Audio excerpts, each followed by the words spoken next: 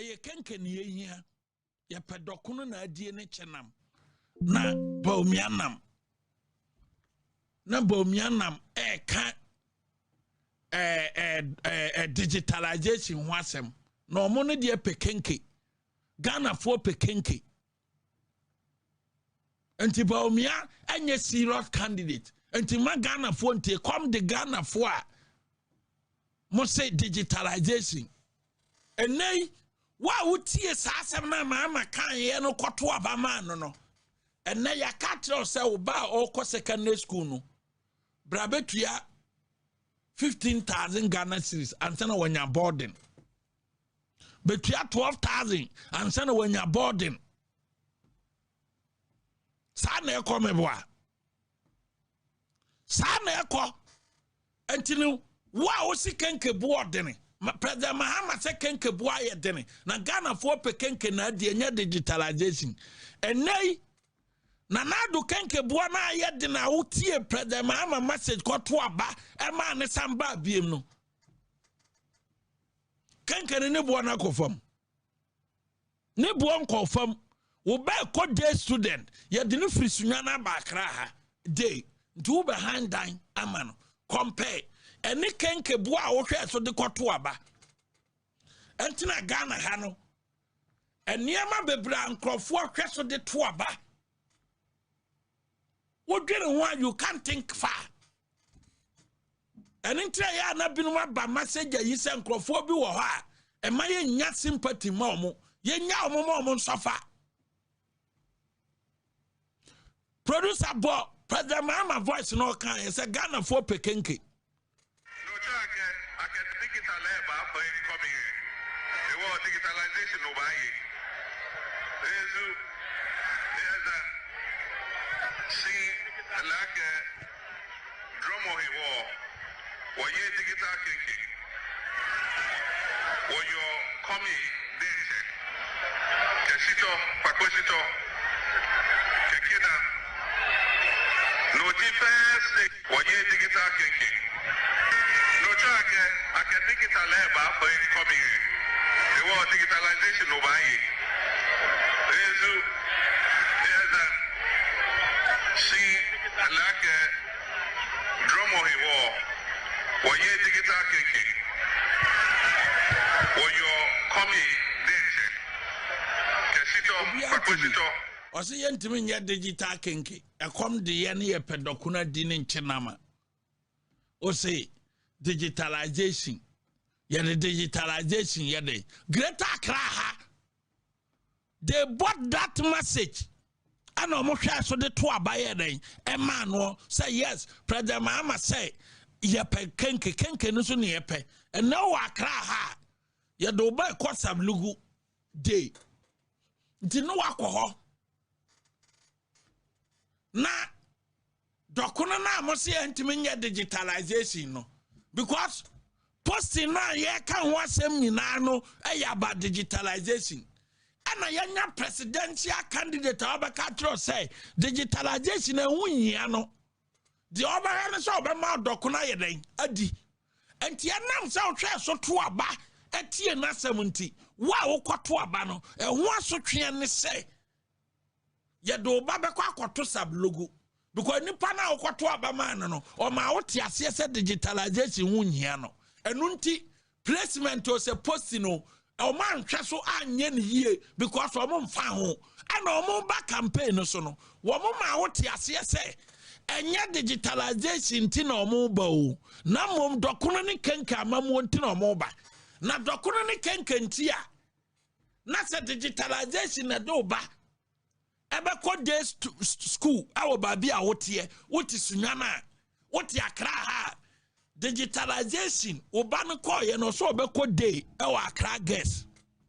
obeko day Laboni senior high obeko day e wa Presex senior high ni ya man so e de no ko sablugu party a okwato man so omo de digitalization hunhia omo sa na omo kan 2024 2025 no enam se digitalization hunhia nti enkura na asem o mo ka kire o mo say ye pede awo ya ye krom ye pede a me kwatana me wo fanche no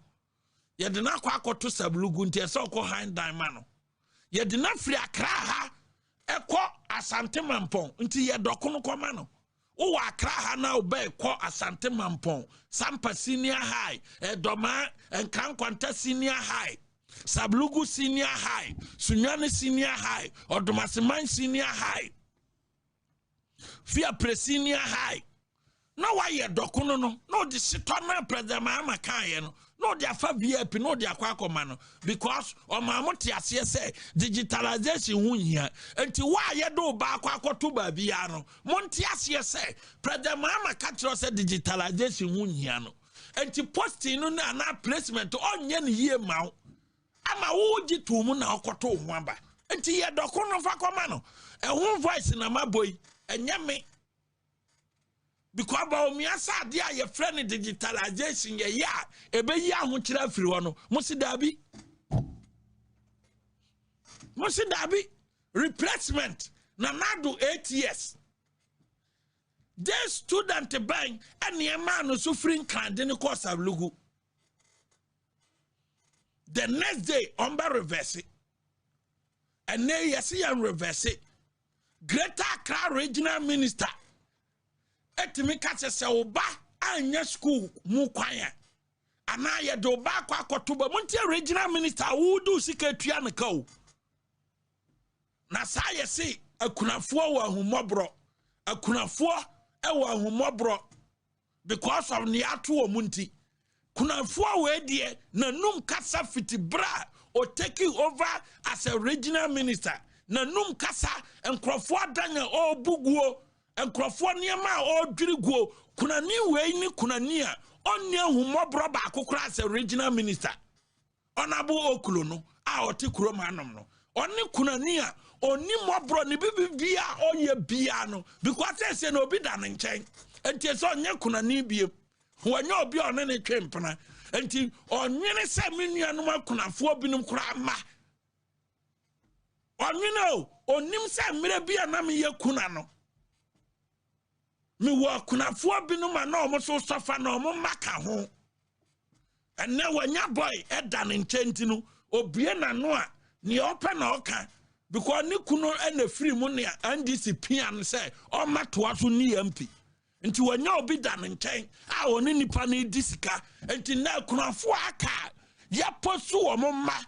a wo mo betientie sika ahwe wo mma no emre bia no ye kunani no wanwene se kunafo sofa na ya ye ne regional minister ono kasati akunafo se wa ya posu ba ya postu ba nya obi na ya ukunu na awuo na postu na beto na nwura free wanum eba sa Greater Accra regional minister nya obi na ye ni kunu wo na di postu abre na aba omu nipa na onbehave se kunani no nim se enkora na wo mo enwa kire wo mo no akunafo maka ho na de oso nya kunani because wanya mpena papa bia otwea gina so chen ni kunu na no ne tia be ma ni free mu no wanya mpena papa bi te ho nti no emu odu chen be ma na be ma ni free mu a ono be ye parliamentary candidate nti nwura na wona no wo mu nipa na obi a waye kunani da timi ko gina ho ma degrade si wo edwu obi da nyina agu otimi di soldiers koko gina national security no ma dwiri factory a whole factory betima fa nipa 3000 no wabuagu all because nipa na MPP ninti nano nanum nwura a odebetu dwane se wa ba anya school no e me haban na dwene teacher for no mo nkyere na de ofie free education nya free education no magu no directly no amaka trust free education abaning ntimi ntoa so a whole regional minister or say wa ba anya school no wa ba anya school kwan no teacher for no mo nkyere na de teacher for no mo nkyere na de wo fie na nya for to say obako secondary school mumma voice no ma entie producer break their hearts. Like I said, the fact that your ward wants a preferred school And he doesn't get. All schools are schools. I mean, I don't see that. The fact is that when you don't get the preferred choice for your ward, all that you do is that you get an extra teacher for that ward. But my most priority is that to make sure that every child here gets a placement. When you don't get the preferred choice for your ward, all that you do is that you get an extra teacher for that ward. The fact is that when you don't get the preferred choice for your ward, all that you do is that you get an extra teacher for that. One school and farmer man per extra teacher ma obano. Obana nya prefer school per extra teacher man bano. Nto per extra teacher man one nya prefer school no akra no betran. Prefer school ni say either say me fa prempe manya ne ede me akọ ebi a prempe boarding and ede me akọ to sablugu day. Ntiri so ko handan esam teacher ni e ma akra sa na ma me kam awofo mu ntie ne ye na num nwura no eno ne yepe na ye kan eno afrede ma ama so baba gina ha afedie obeye president wie ye no onhuru ba omia biem o ose ba omia policy about digitalization e rare na digitalization na ama aman binum ayeren atumpon ewiase eya yehu ose digitalization na ama aman binum ayeren atumpon ewiase eya yehu enade a obedi president no Ghana for nya kenke biem na mo mu nya digitalization enti enra odwa na num no na ofa ho ade akamfo digitalization sa fedi ye papa na mo 2024 no o ka sa digitalization ye papa dia Ghana for be kwa akoto aba ama baumia enti men kan kire Ghana for say Ghana for pedokono na adi na digitalization ye ni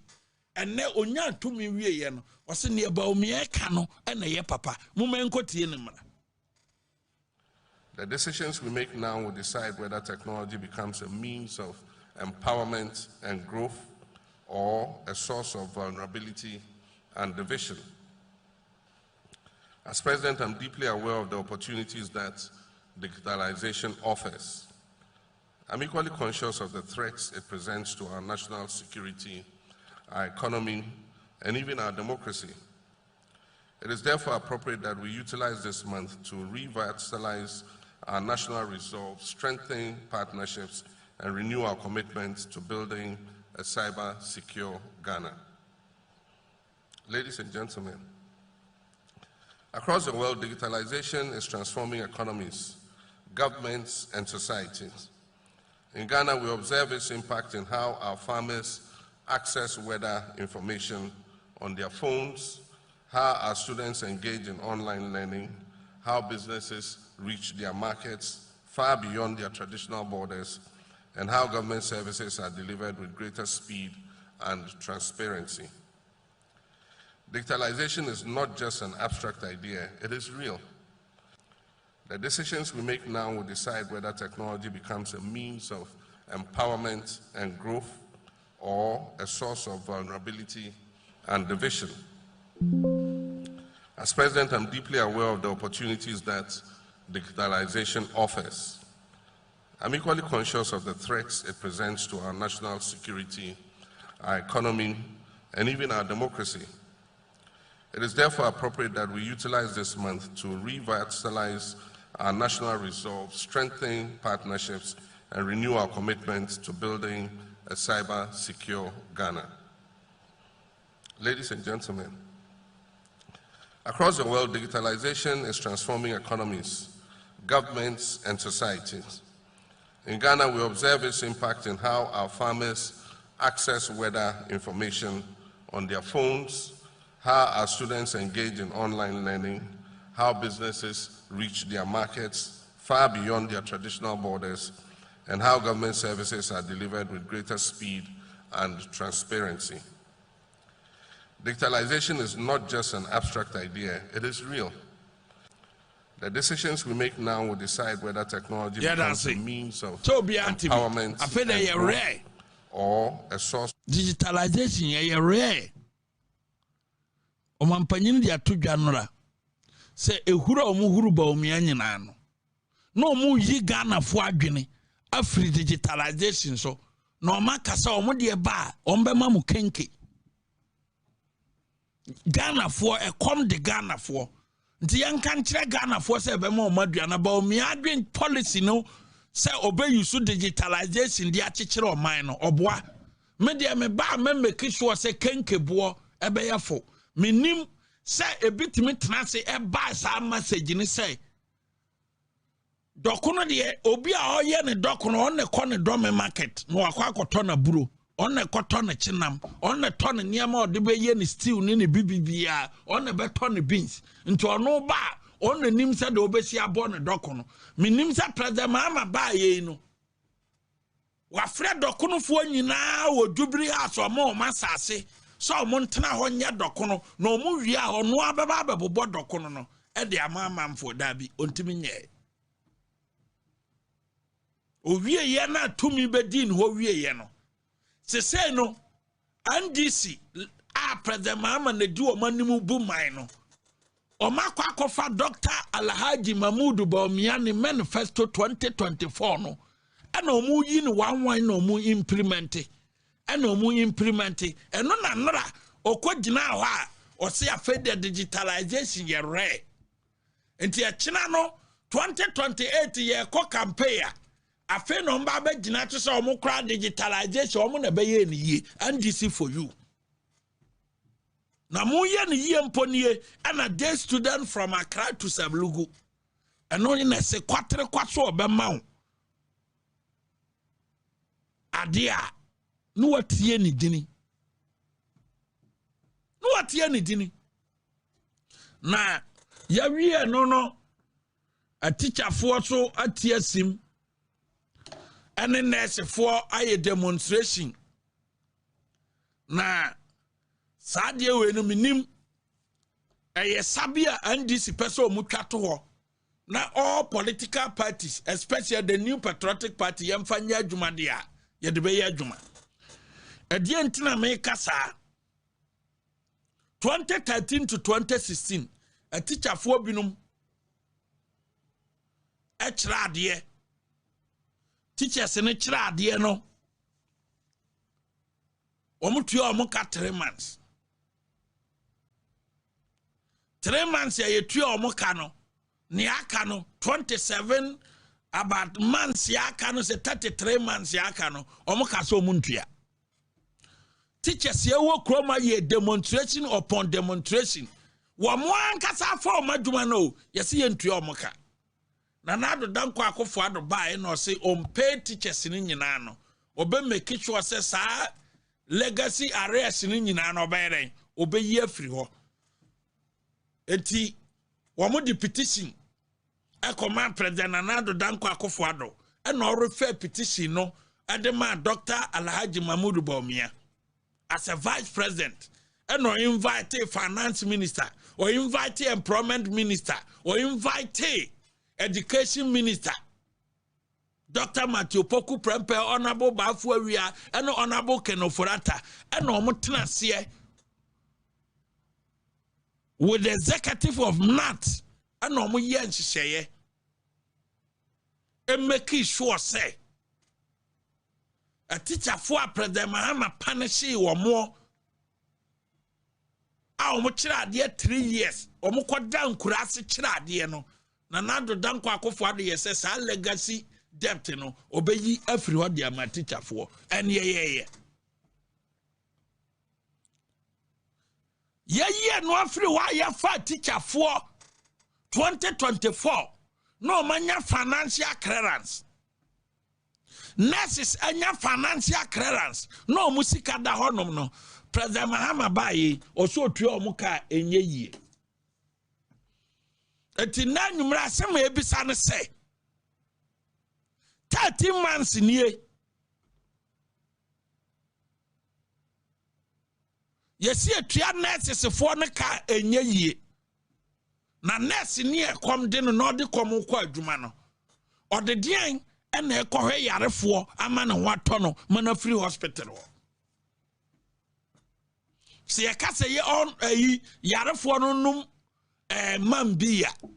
and the biko never mano, Nanya biko, Yadie and no yare, and yet at Sayadie no onya biko. Teacher near come din no 13 months near no, wakwako hand down war, a croquet to abimo. Na all try ye mad and chiri mad no, na a come dear no, a dear and no better than Koran. Nina ye mu strategy amon faswo edia akili free education na nkora no failure na sika na nado danko akofo ado twaye no a ye de make sure say free education be gina no nkora no dodo ankwa na ban na daveti sa sika no edia ya ade foforo enti afewe nkora no posia wo mo ye ne basa no aban ne heda. Because the budget for free education, no, a buying yeno, basasana senkra 200,000, antiman ko secondary school na, no matter diverted for sasikano for unimportant things be a enya, no more dia kwakoye or more dia kwakoye. That is NDC government for you. Na teacher for ye a simple thing. Because handing over notes, I the man, President Mahama, man the man, all the ministers, sector by sector, no. Ukwa that of the Ministry of Education, a woman say, teachers ya file munya financial clearance. Enti ansana ye fa omo appointment letter enti no one say finance minister be issue warrant e dia ko controller say sa teachers ni nyina ye ntu omo ka 13 months ni muntimi ntwere warrant no hare na edrusu e ba be kasa o se afede he walk the talk to say near fain oh yeah aware of that thing no na say obi a wo president ye die not a 10 months 10 months. Transitional team report on the Ministry of Education. Won't mean kanye. And won't say your fat teacher for momanya financial clearance. As I said to your moka. Ubaya president there. All the ministries report to bar. Ubenya da diakan. And nano Monday demonstration no. Aye near tosum yenua. A teacher for aye demonstration. Woma de kana ye baku July. And October, we must na yebim. And the first one petition, no, honorable hadn't a drusu catch say, want to man walk with the talk. Now, second demonstration, no, and all catchers or be walk with the talk. You go to any honorable hadn't a drusu kind. And I'm here to receive your humble petition and to assure you.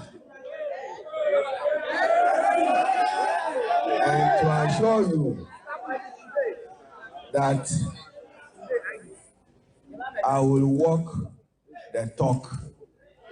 on the issue of the unfair labor treatment. Thank you. That has been meted to you. Thank you. It is not acceptable labor practice anywhere that you will work for 13 months without pay. But understandably, I ordinarily could simply have said that I don't control the pairs by way of releases. But be assured that I'm on top of the matter. I met with the Honorable Minister for Finance on Tuesday, the 23rd of this month, and we discussed your matter. And your matter is receiving priority of government. We are heading to cabinet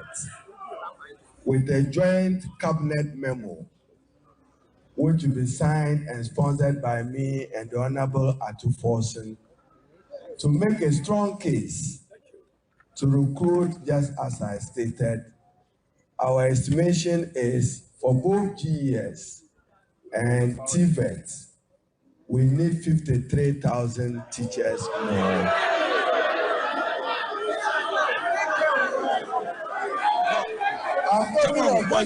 say, don't go there. Monsan Kran said, don't go there. Ya, you won't be a cat. Near Uba family, dear mere family, who bang. And Kran say, Massa, don't go there. Na ya, you won't be a cat into me, a family, who bang. Ya fam crowd muguma mujina wanim 13 months near and moka. One can kwana odo mbefa so a wo be ka kire o say wo mo so and say mo ya ho boa abefa 53,000 aka mo eno ni na hia omo ehia omo pay them because mo ya che mo ho bone say e ba be yeduabo 1DC fo so say mo mu teacher fo tam bia mo be fa teacher fo bia mo ntua omo ka e de say MPP ba ban mu no aba betu omo ka mo ama teacher fo a mo fa omo 2013 to 2016 na na do dan kwa akofo ado na betu omo ka a Ghana ha sa teacher fo ni nim enso mo anyi MPP aye enti now ba be gina ho a sa teacher fo 13 months pay them. Ni obafa na kire de emfa omo ho na ope president yadi na transitional team report 13 months na ontimi kan ye enwon say sankora na omugina wanim no enya financial clearance dia na esese tu omuka e de so omudi petition ba na waka say you walk the talk dia ani oba ye president na nyama be good table so a ubenya adaja respondo na ye ka education who asem ye no na ye hwe KUST senior high akrana one assistant headmaster womo video aba abonten no o hwa ade ne dia ne kyese akrana ko se okwa record assistant headmaster na assistant headmaster so ye panyimbone because we have video no more person try no so atebene na no or so ye can atebene or so no for bana no ankasa emana kiki akora no so ye panyimbone akora no so ye bad girl because papa ba bia waduru no sa akora no kwa ye bad so who say actis e wo uduma die mu no se teacher ni no asesa ye careful o hwe video na utun say akraba ya papa yi penufo bana no kra so no onya no waso ne chese nufo no agu adabrijo akato fam se tam oya akraboni akrowo essesia nufo akato fam na assistant headmaster pa no ba no kra so obre no oya akraboni te so say yes smile say wo no so nam se bia usuba na wo de tiskum wonti eye wo suban ana aba ese kane akora no nyina but ye kan say no ne yan kan say to say ne Kevin Taylor kan ye say assistant headmaster mpo na ye say and the headmaster for na nkasa so nyeden because ye nyina nim say Kevin Taylor entity ye boni na ne papa de man no into a fan crofo picture. Not their Sony screen so no do a mantem all because we monetize YouTube. Odin Crawford on back kwa him and did home. Because the show no Ababe show say one nini patem or be a show ni bill. Because a baba say na Kevin Taylor and your answer the topic here to her I discusses our topic, you know. I'm a new party I said, hey, big grand sit that. Say, yes, here the issues are back. Yeah, the issues to set topics here, Guma Nimui. Near the topics are corner, you see, Kevin Taylor. On Tragina Yenyansa wom with that insult through our ultimate yet. Because Sana never patitino, I know Dinin here because never pan anti-tin ye. Nema me anti-tin ye. Anti-tin ye. Until no one saw a dear to say no, or Pencroft pictures, any issues about no about show, no a charmo, na and this for no. Aquacore nti obekọ YouTube no anya $200 bi no de adidi eno anode na ahene ha because abrochire wa wo tie no arrogant sorry udi Ghana for matem no Ghana for ma papa bi omudware. First of all, did you watch PMX Yeah, I did. This is somebody healed in the past. He exudes confidence. But it looks like a man for tagging his arrogant. Then they see PMX person. Too much in the wake of DSTV Buhari communication. Sam George has always been arrogant. How? I like. Okoba no de ababe da won ten. Wo hwini mu asi. Enso nam se woni ba bi danti wote ho. Enso wotimi nya adade efa Ghana for ma pictures de to oba we ye say.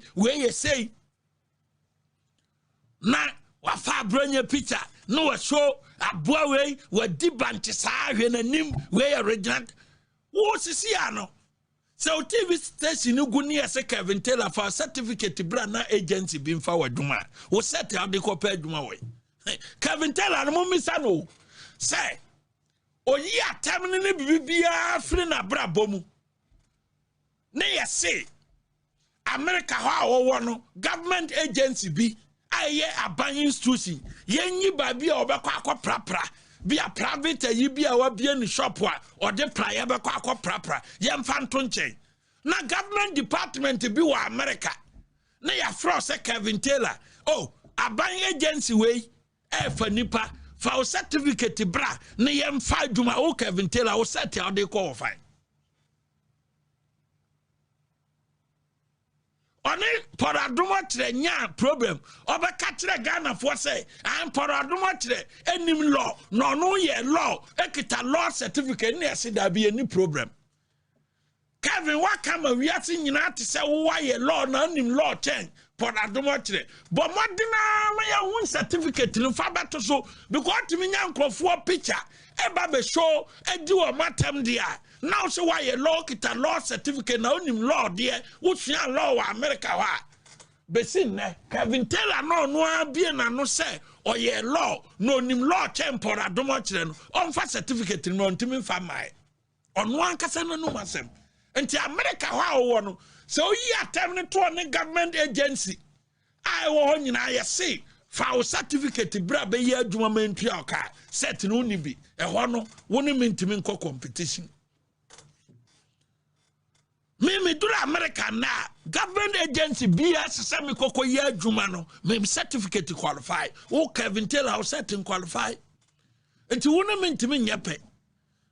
me akura na se me free no manage ho pa se me free akura se aba bedura manage ho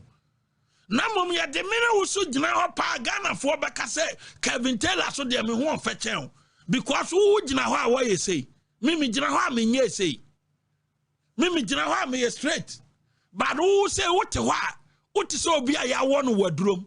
da bia to show no so a what so be a ya sin wo wadrom no wa ye sei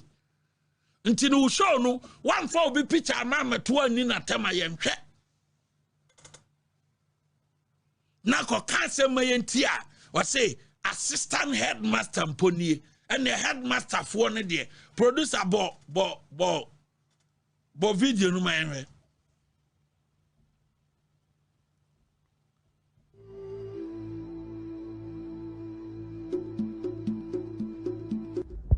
This is an assistant headmaster. So imagine headmaster for the Omoye.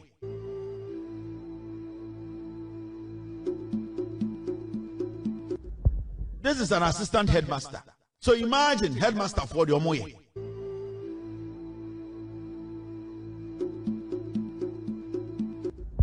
This is an assistant headmaster. So imagine headmaster for the Omoye. Enti wakasa tia headmaster for nyina saa na ndisi suma ne se onka no headmaster for na mo ka kire nkora ne se wo mo nkoto abama ndisi na ndisi ba no mbedidie no ene ndisi aka kire Kevin Taylor so onka nkire mo se headmaster for no saa na mo ye mo ne nkora ne twempena Kevin Taylor no na asema o ka kire headmaster for no say saa na mo ye na saa na mo tie pay the video I just played because on one kasano enam se sana ne papa tete ni ntinu san this is smano Jimmy Kwanso or kone Jimmy Kwanso on fa nyansa nyadan ento ho fa nyansa ento all because ya Ghana sika dia man Felix ofosu kwakye ama ne de tijubiri house busumi bia ne de mu $20,000 akwa Kevin Taylor na NDC full soldier wo call campaign ye campaign ma NDC bae no busumi no ye maubi NDC full soldiers 78 million na ye twade ma Felix ofosu kwakye no ya select region bia radio station host 2,000 producer 1,000 who and this full soldier no ye maubi the only thing I say ye ba ka kire mo say o station we de ye hwe omo enti fra ombe ma mo kwan afre sa na omo de ye NDC serial callers no ewo all the regions o mama omo radio station say o radio stations we de aban no hwe omo enti fra Wamba mama kwai mo maka madwene na NDC callers no so wo mo ho den oh radio station ni abie onipa sumasi ni o nipa so ni amana kwache se amana kasa bosomi ya man 2,000 ni ama producer 1,000 bosomi bia no ma send $20,000 e di ama Kevin Taylor wo NDC food soldier wa $100 da $100 wa hu bi da me bag ni aka me yi ba ko kire o se de sitie $100 da and this food soldier wahun bida ohun bida you see sa no mo de yeboso ni atam 20,000 jama 78 million Ghana cedis na ye do man ni sika ni sika ni wa ye de ye free education no ni omo de ama atwetwe na owo Jubilee House Felix ofosu kwakye de ye no na no no ikọ United Nations General Assembly no atam obi yire e de ne kọ eni na kodi 10 days ono ni nyina one room Felix ofosu kwakye Minister of Communication presidency na no okono abaya na wodi ne call UN General Assembly no yo bire ana wodi ne call ye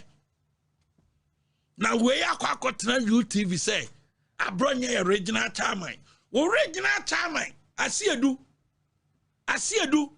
o kita fake professorship title Ghana Tertiary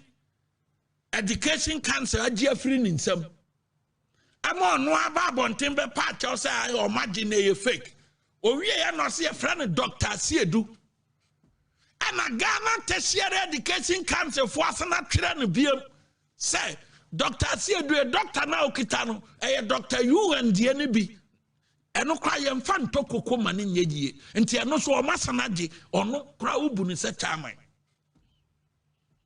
original chairman ya wago party na nim aseso ye professor ama ba ya asem kase ya de professor no o wie ya o se okita PhD ono an ebre ye kokohwe mu a PhD ni so sa printing kwana no ha a wo de makoko wura kra onye ono ayam original chairman or central region wo Felix ofosu kwatwe atwetwe like you are wo ko UN General Assembly odu obi yire ne koye ema mo kwatena ho 10 days because you amount 78 million nti wo ne nkrofo yire de twempena na de oba ne ko ba na wo ne koye bisa no ne kunu na wo bete me na umienu nka okuroma Obatemi no mienu nka okroma wo Felix ofosu kwakye akotena UTV e ka rubbish no wo lifetime nyina na de Ghana ska na ahwe o me Ghana nhwe me eno ne the difference between me and you say ye de me no wugina ho a Felix metima bobra chen wo ye ja me no mienu say aban ensin chen me no mienu mo bra eno na Rollins ka say former president Jerry John Rollins ka say Upo bia waba politics ma oye kromfo pa eye that little rat Felix ofosu kwakye Upo bia waba politics mu na krono ye ne de pa eye that little rat Felix ofosu kwakye a wa briti man anim nyina yese wadura yesimu manasa no That little rat said the Lawrence kind no pobia krono wo politics mu or ya kromfo pa e Felix kwakye. Enti Ghana parliament asia atwasika 78 million and ordin krofo yirenom ekọ UN na asamre no omokotwempena. Now we are wabakame mase me Ghana hwe me o me mfa Ghana sika wo ya wotiwe as a deputy minister of information wosane call GMPC ekọ scholarship kwa ye o masters wo so ntimi ntwa school fees wuti paname as a deputy minister nanka ni nyansa mu no a whole central region ubetuma ka say wonya NDC full soldier be at the time no and sa scholarship no ma no e ma ono de nkoye ne masters as a deputy minister of information, deputy minister of communication utimi etwe nyame anim say wo pedia na ye de maw enyina salary ye de maw enyina adokodoko de a wogi nyina no wo san koje GMPC scholarship e de koye o masters wo Felix kwakye awanya any NDC full soldier be say scholarship no de ma memfa ma data NDC full soldier ukwabai until lifetime nyina no o mining na hwa wo betena afie 8 years now kasama president Mahama no now o mine Ghana ne na tuaka every month be 18,000 Ghana cedis wo ya usi we until tipane me utipane me program me ye no outside tie ne ye wo na ye minister o I also ntimi ntwa school fees no what G scholarship GMPC me minister manye board chairman manye aban position bia me program me ye e wo North Sea partnership e wo Amsterdam tie ne ye LLM in energy law no a me koba no 38,000 euros no 38,000 euros me modern boy and a man ye chair me mu $8,000 scholarship 30,000 euros na can me na matuya man ko scholarship 30,000 euros man scholarship me free ha ekọ etwa ticket ko 21 days na makoye intensive lectures me kwa me da hotel na maba aka me 2 modules no mawie nti next year no me wie no me compre no aba na ma wie ne nyina no me twa me ticket in and out to koba me kwa me da hotel me nya bank scholarship all the programs am me na outside the biano ebe sin na emu ba kokura no wa me yusu ampp aban e de scholarship mun ko verify all me programs am no outside no emu ba kokura ni wa Abronye magi ampp scholarship na wo do mu ba betoto me ni pa basa te say wa ye 78 million ama wo die na di ebi ene nkrofo yire twempena wo ko UN na asam do do ko do mu ba betoto me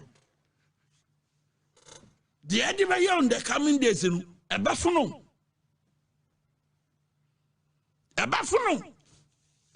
until one year sikana mu wia bi de Sunday Kevin Taylor sa 20,000 yina and this full soldiers sa omukra nim sa Felix de na omu dada what you say na yemetia because of say NDC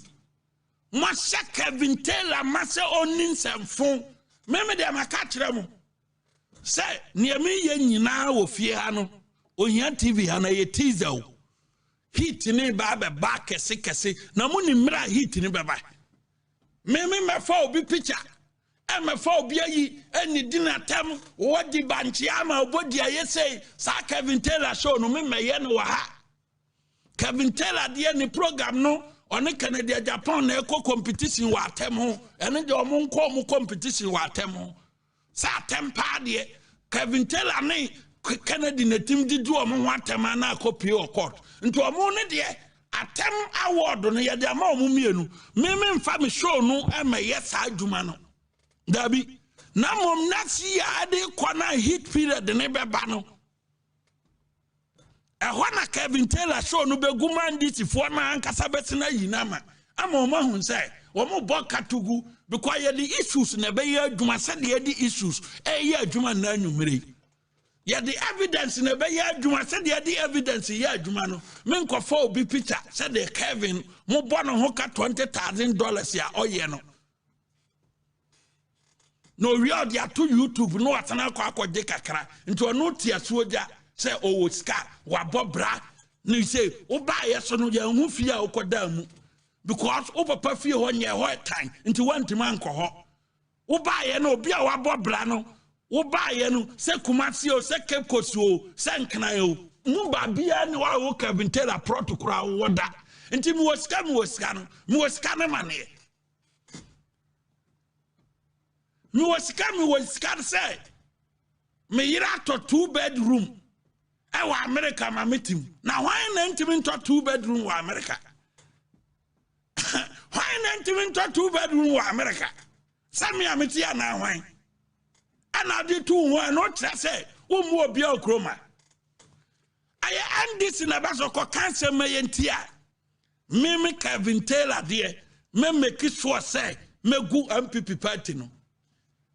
asasem na kan kwate say wo na no wo nya psychiatric examination yati MPP amanyokuo June yi na 33 years na no June ye atwa mu yi no na MPP amanyokuo anya 33 years Kevin Taylor mo misane so won fie sen a so on na di MPP ba power the first time Kevin Taylor wo nya MPP membership card 2015 it is Saudi MPP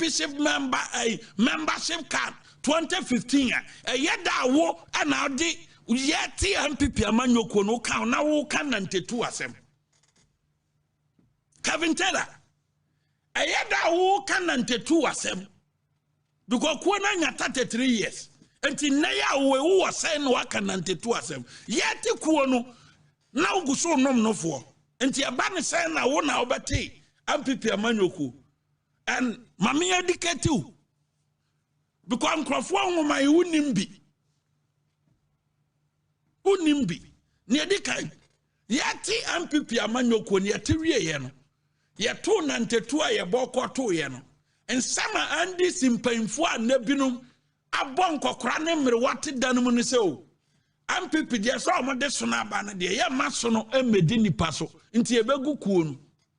nti elusu nante sesi lasi na omose yanka si aka se ye de andi se amanyoko ye maso no emedi nipa so ye begu kuo no omo ka no omo no so omo ti wo mani no na MPP amanyoko ekita tumi ni ye gina Independence Square na NDC kofie wo man na nwene da se ekua wo moto ntasuo gu so ekeka nsemfo se wo ma power da na so no be da we ni power no Ghana fo pie ekokoto aba ema president kofo ene aboa so no ebedi Ghana fo so ema yenya nimdifo ema omo boa mampanyini kofo ema ne hye oman no eyiye difri ayi ahokire mu ema oman ne beginae omampanyini kofo afiri wonom no policies a ne egusu kita oman no National Health Insurance, Metro Mass, Cocoa Mass praying. Enyinano aye kofo nsa no adwuma ne eno ne gusu kita oman feeding grant ewo basic schools nyinano school feeding aye kofo nsa no adwuma ne nyinano aye kofo na muka se oni na MPP entime ma power da no ye ne de bae wo robe na pray in that election ye kofie 2008 no andisi fo kro ya ne wo ba andisi mu enura ya wo se ye mfa kuo no mawo a wutimi issue warning common president no na udidi wo mu ministers ni bi no matem no sa wo supporters wo mu hwe ye kofie no sa nkrofo na aka so MPP de wo mu mabie wo mu ti wo mani no na MPP ya ba power enti sa num dwa na wo de to anne no wo kasa te se ne enya predama ama na wi ni abawo na mom aye wo watema wo di ye e wo TV so na ma NDC ba power no aye say wo mpa adwade se de oyire mpa adwade no sa na wo dwene me sa na me hunu say wo mpa adwade se de oyire mpa adwade no nti sa na wo badwene na se wo what me ya proper analysis here because I'm for school you Kevin Taylor one kobi u kobia una oka ye katre pora odomo kire say u kita law degree Kevin Taylor me ma wo ne ekosi o kina say u kita law degree a for certificate ni beto screen so me ma ya ready say Kevin Taylor etimi show ni certificate bi owo e wo ni screen so a me certificate biya me wo biya no me so me de baba onu oni bi me de mitimi de me CV beto dwa mo ma Kevin Taylor amfa na CV mra enne ya woi amfa na CV meto dwa na omfa nsande me otena me de me CV baba beto dwa na ya who is who amfa na law degree na o katre paradomo tre say ono nim law e chen ayi paradomo tre no on fa law degree set ne ma meto dwa eno na mu behu say onipa na ye friend Kevin Taylor no o kan ye oni e ya num dwanko a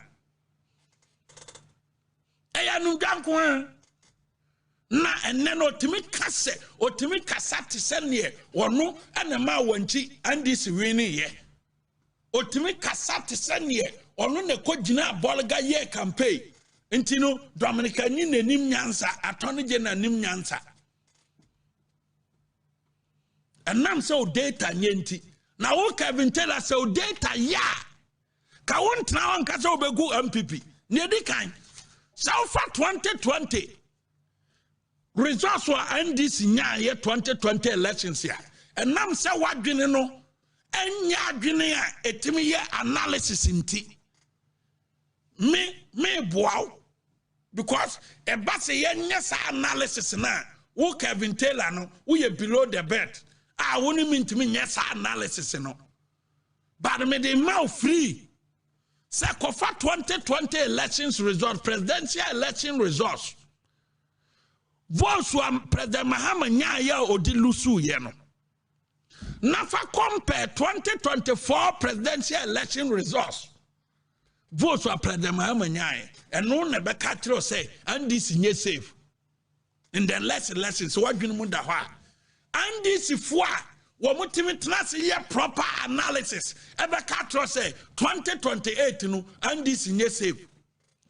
and no be a farm person shame come e ka say oh and this is nyina ye nyina ye dada and fan come she be a oya no akase mo de ba omiaba de enye ye obo wa kwagi ni sika na oto na okase de ba omiaba enye ye ba omiaba we ni enti mo bia nyina na sori da mu se o andi si nyina ye na mo ye de ba omiaba o we na obo wa gi ni sika na opese o kan bibi man candidate obo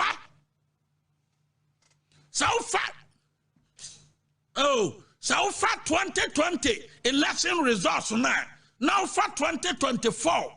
Near Mahama nya 2020 and in your nya 2024 Kevin Taylor me mawako bua konta me mfa video matwo nkase unim nyansa wagimi ye ya trasa level no ya coach school ma kire nyansa nti eni sa daje no because kankana wo te ho no awa America ho no ma ompa adwade me sa kankana me ntena ho Ghana fo ma wa ha mo pa adwade fine nti yebuo mo nti wo te o kankan ho a ompa adwade a odware bosome a me no nkwasa competition no because nya wa fa ne me who da oba onware ho me da oba odware ho Ghana fo ma wa ha yi o mo dware fine nti me hu nse wo di o matama no ma hu nse wo no nya wa fa ne sa ma na wo di o matam no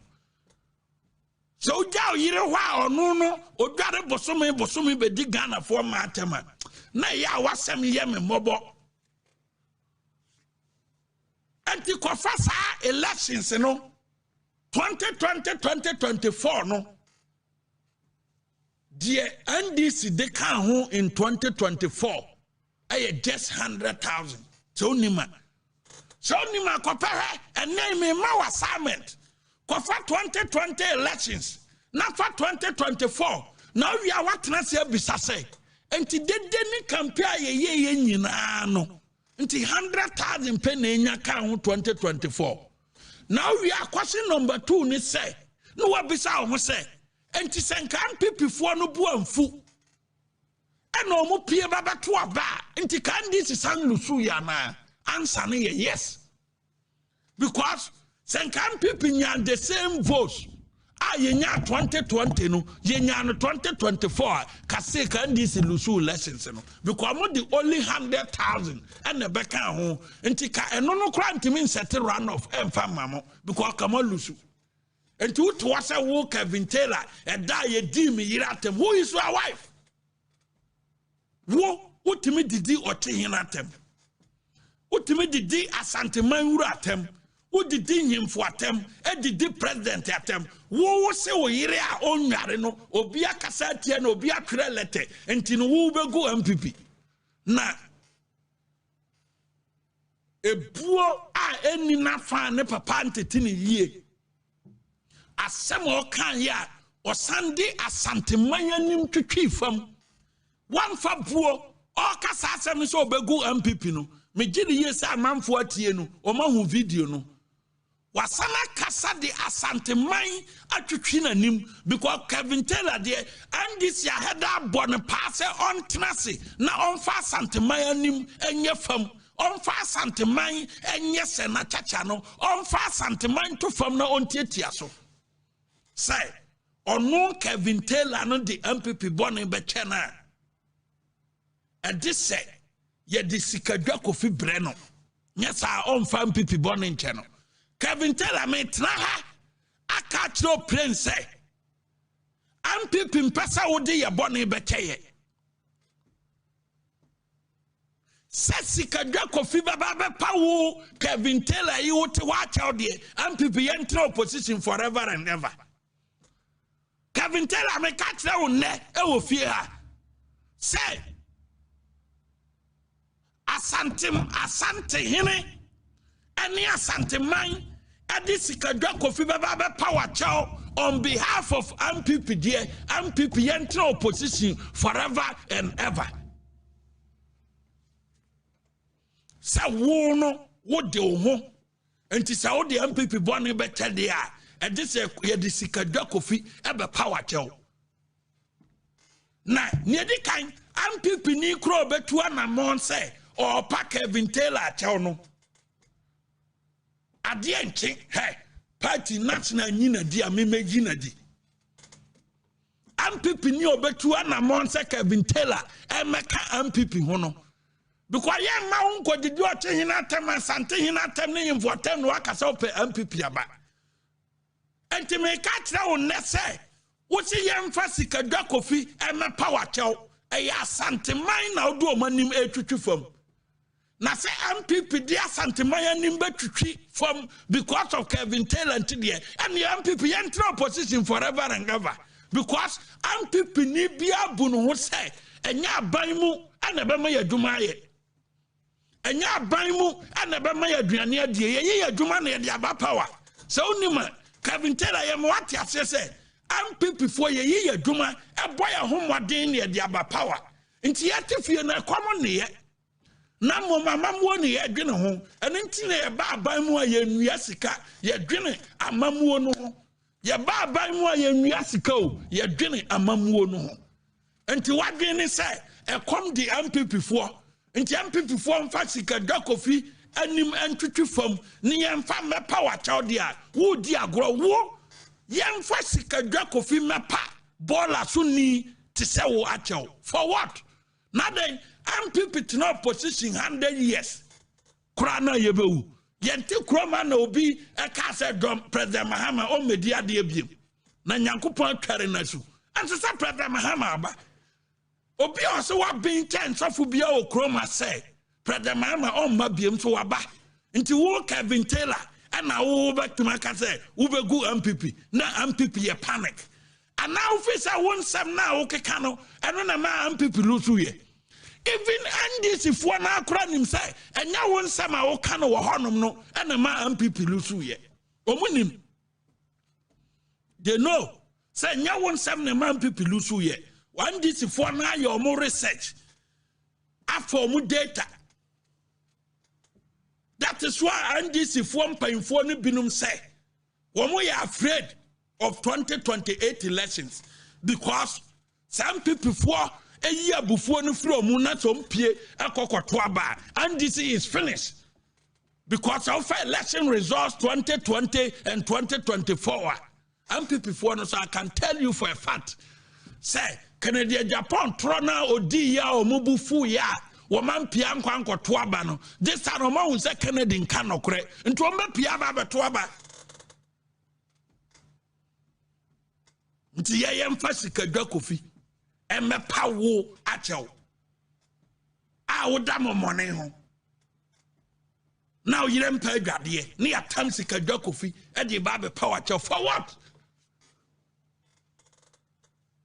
producer Abronye voice no mayentie na amanfo ntwe kwana Kevin Taylor e de asante mayanim etwitwi fam the one time sika dwakofi amame ekọ I mean, you win, I mean, can not see ye. But catch them when people for the day I'm coming, the day I'm also more letter, I mean, oh, America. A whole political party, what can I say more year press conference because of my wife. That is the day I told my soul, me say, the good party. There are two things, but it's either you give me Sikidwa Kofi or you will languish in your pain and I'll destroy the party. Give me Sikidwa Kofi and I'll give you freedom. Someone time Sikidwa Kofi and Chamia call. MPP no 28. Meguno. Party bia mo beti bia meguno. You have no idea. Now we just say media go. Make sure mo bosu edua mebro. Someone time Sikidwa Kofi and Mama call. I mean you win I mean can not see ye. Me catch them when people. And they enter opposition forever and ever. Wait me ma a whole political party lusu. Wait, me my MPP lusu. Wait, adie si wait. Adie si a only she or Ghana ha. Or no so control. Or no netre babia Ghana for to ma banko. Or no nyan chase Ghana for mo kodila so atoaba. Into or no be catch or mo se mo ntoma MPP no mati we o si we. Nti enunti yentam asantemayani emfa mepa na chew ansa na wate ase ene ye betena opposition forever and ever because me say party bapa o party amao Kevin Taylor and me more brand me sa so na many of MPP for no bi e ha party bapa o party amao Kevin Taylor and me more brand omo and you know e dia na ye say ye disikadwa e wona ni monyam papa bi ade ko patolity achew say MPP sikadwa ni monyama sikadwa woi ani monyama sikadwa kofi woi ni yatam sikadwa ni monyam no ade kopa toilet atew someone who look like toilet ni ade sikadwa e kwa akopasa nipa na atew yenye saade no yenye yankwa yanim na obi oka say producer but honorable KT Hammond voice in the yanko.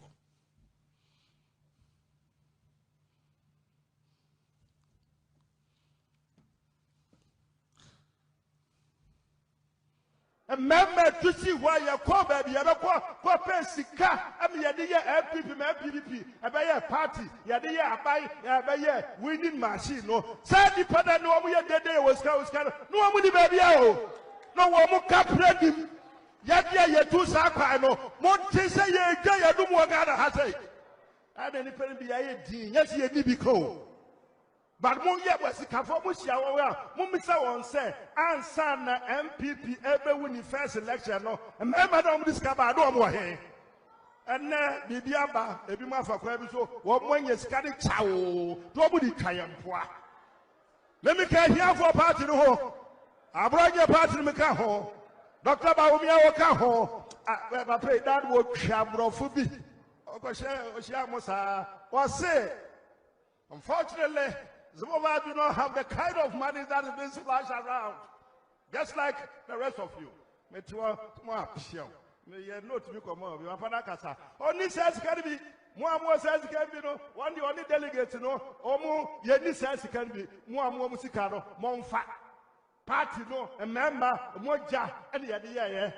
and as I for and the zona medasu ginano yegino and Jessica Sap. What was having said? Everyone DBA, it's Mumaya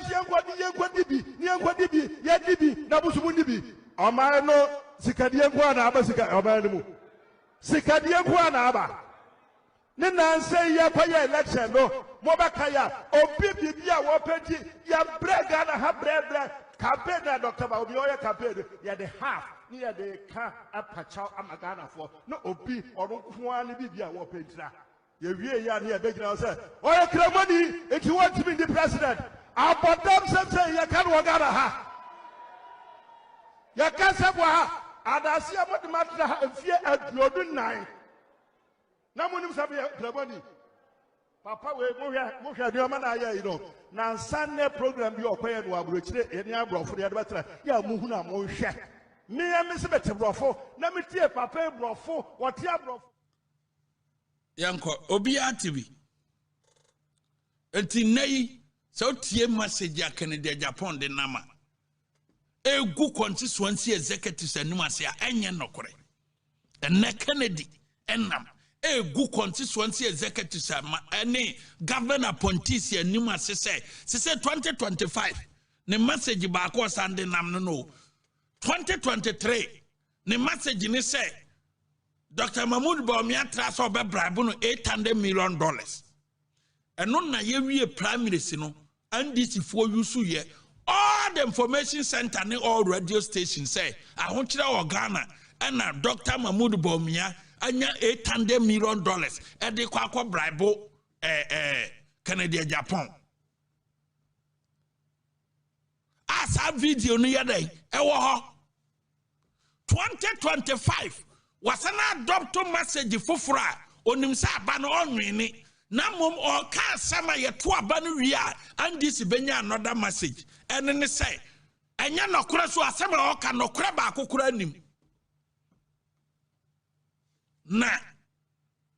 some of the names say 2025 when they say constituency executives, any police, any government appointees, you know, no more tongue, slot to bar. Government ye recruitment ye funny power dumama constituency executives you know enya slot o mo ton 20,000 30,000 government appointees nya slot o mo ton 30,000 50 o mo ton ma hwan no mo konya slot no wo he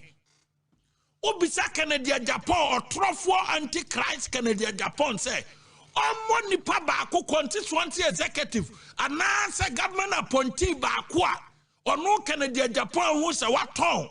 slot wa mo bia ontimi mo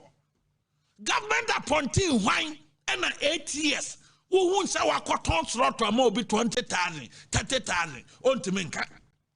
constituency officer ben and who Canada Japan wa who say constituency officer no akwa cotton slot amo bi ontimi nka na wo me an original time for I recommend this say me ko Ghana gas as a board chairman because me feed a petroleum and gas me ni mu asempa ye do ya na woni os ayi honorable expossed ekokun wo babia na wo committee ho communication committee on tini ase do ba board chairman because na ntokwasi e na me twe me ho tam na ye do ba no and so also bempa eko president Akufo-Addo kokaso Canada Japan de man mfa ne ma ho no ba emwa oba wie ye no eno ne so also bempa fa na chi mwa esane koye ene Canada koye one bisa president Akufo-Addo say ye do ko Ghana gas as a board time asembe na ene so also bempa kan ampani ampa Yadu kwa wiye yano ana Wone and the social bempa okoka wasem no ekoye one against the chief executive officer Dr. Ben Asante. Asema me kan Dr. Ben Asante same boa on issue disclaimer.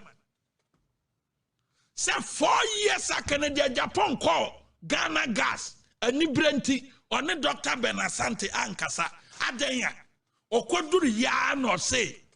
contract ya de ma omo ye suppliers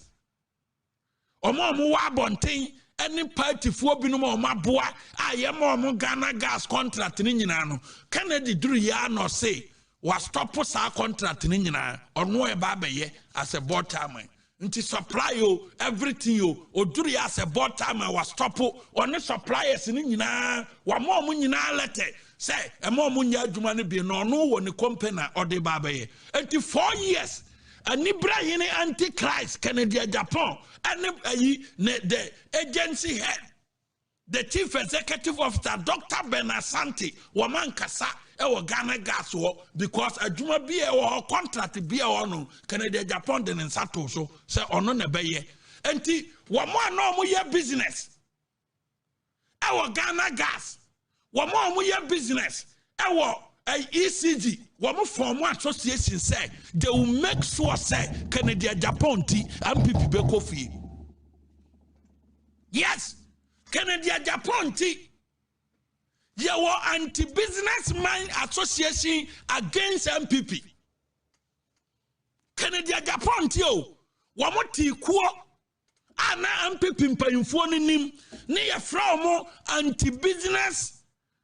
men association. No mudi ya duma etia MPP say they will make sure say MPP ma power. Ministry of Education okoduru ho adwuma bia o contract akese ne nyina one contractors kokon ye yemfama ne nye ECG one contractors ne konye e pama omu nyina ogi adwuma no na ono afabi na ne yira afabi ne girlfriends afabi.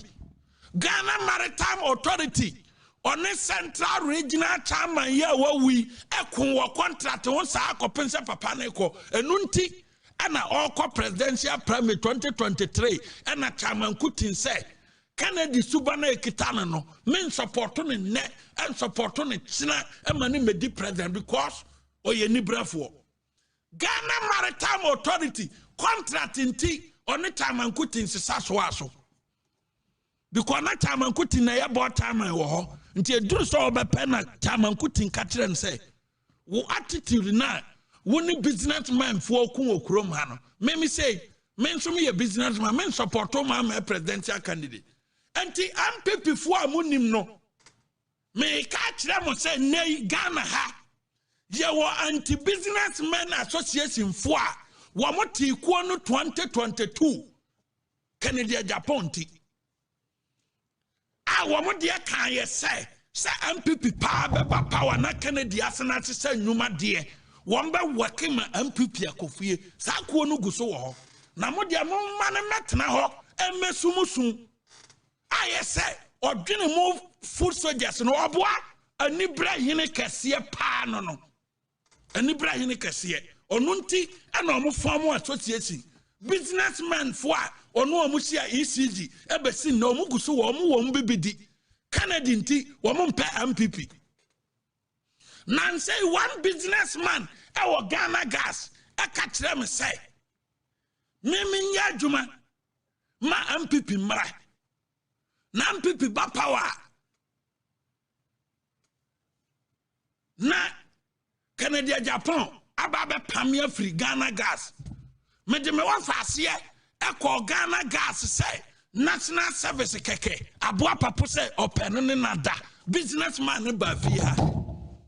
abua papo say on ne beda answer ama akora na ntiase enti service no wantima nye service obi a wabua MPP mana bawo na abua papo ye NDP ni owia no wanya radio bi no ma frɛ no na mo so no so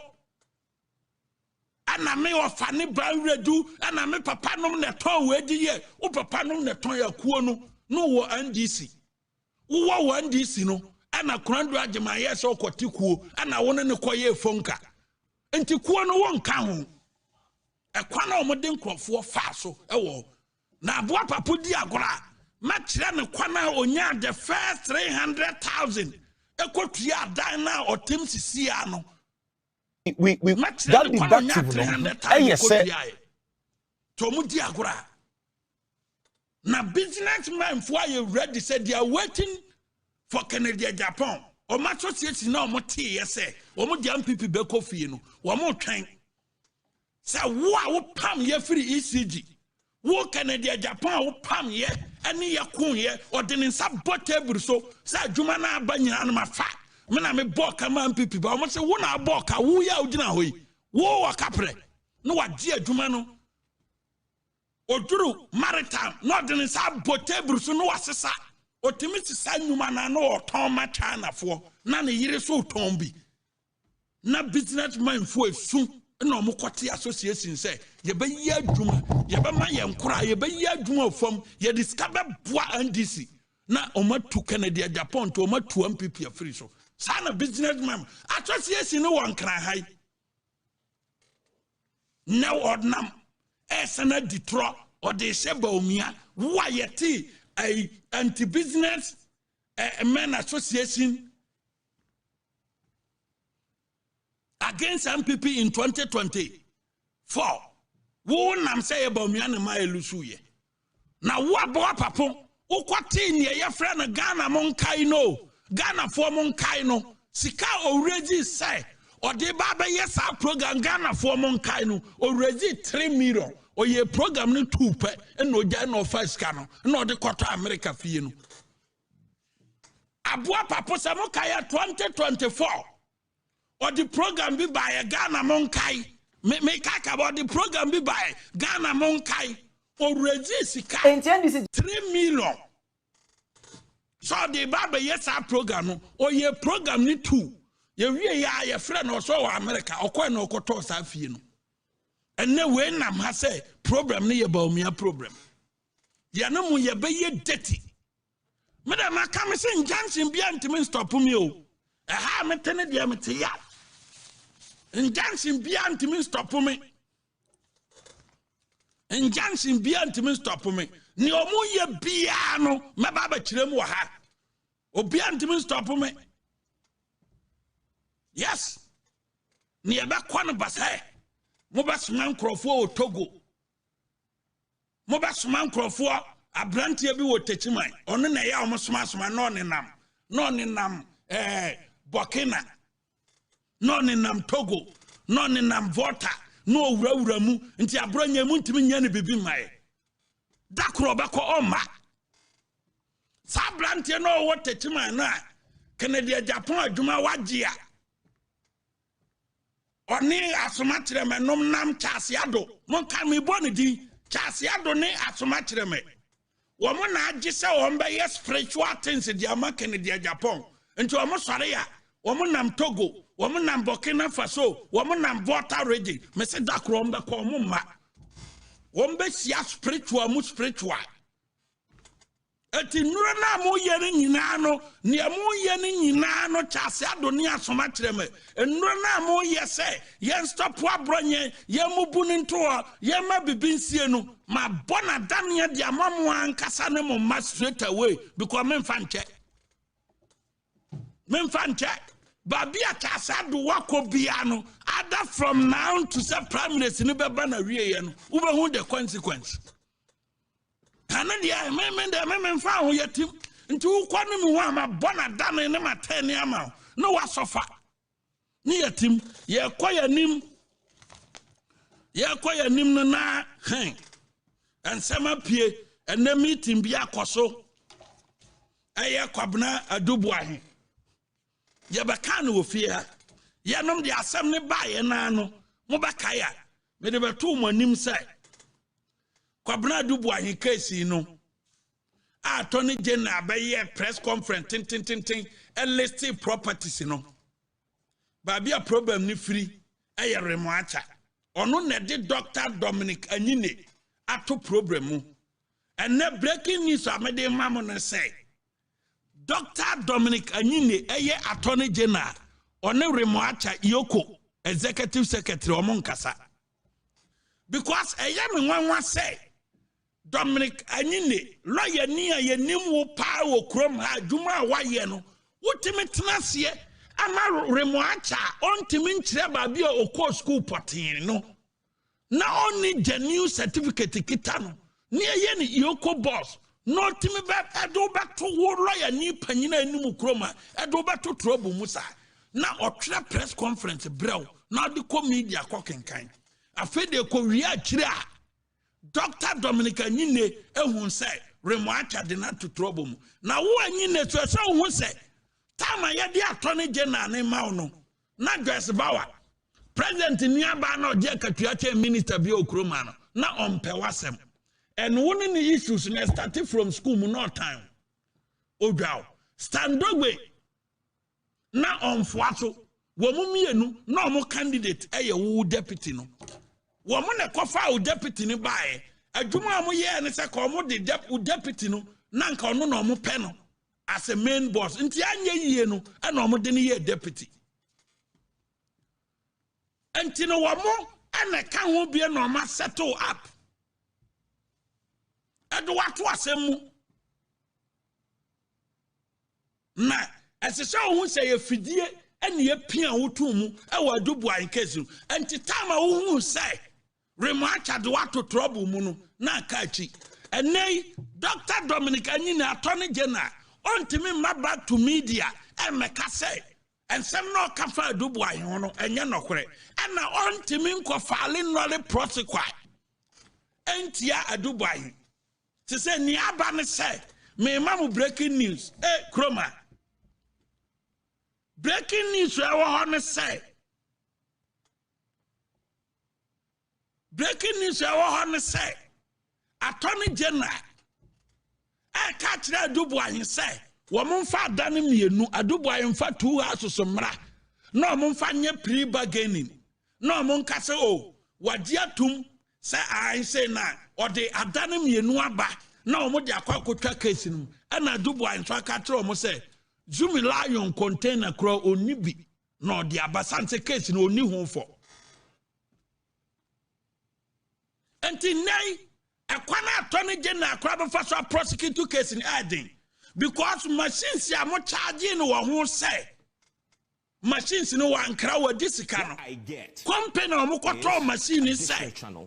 wo mo an deliver machines no at the command national security producer fasale ten bra na men kenkan mfria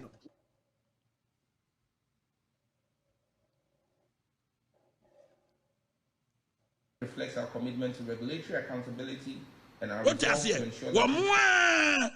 and the call say yen ye ko deliver letter no at the call national security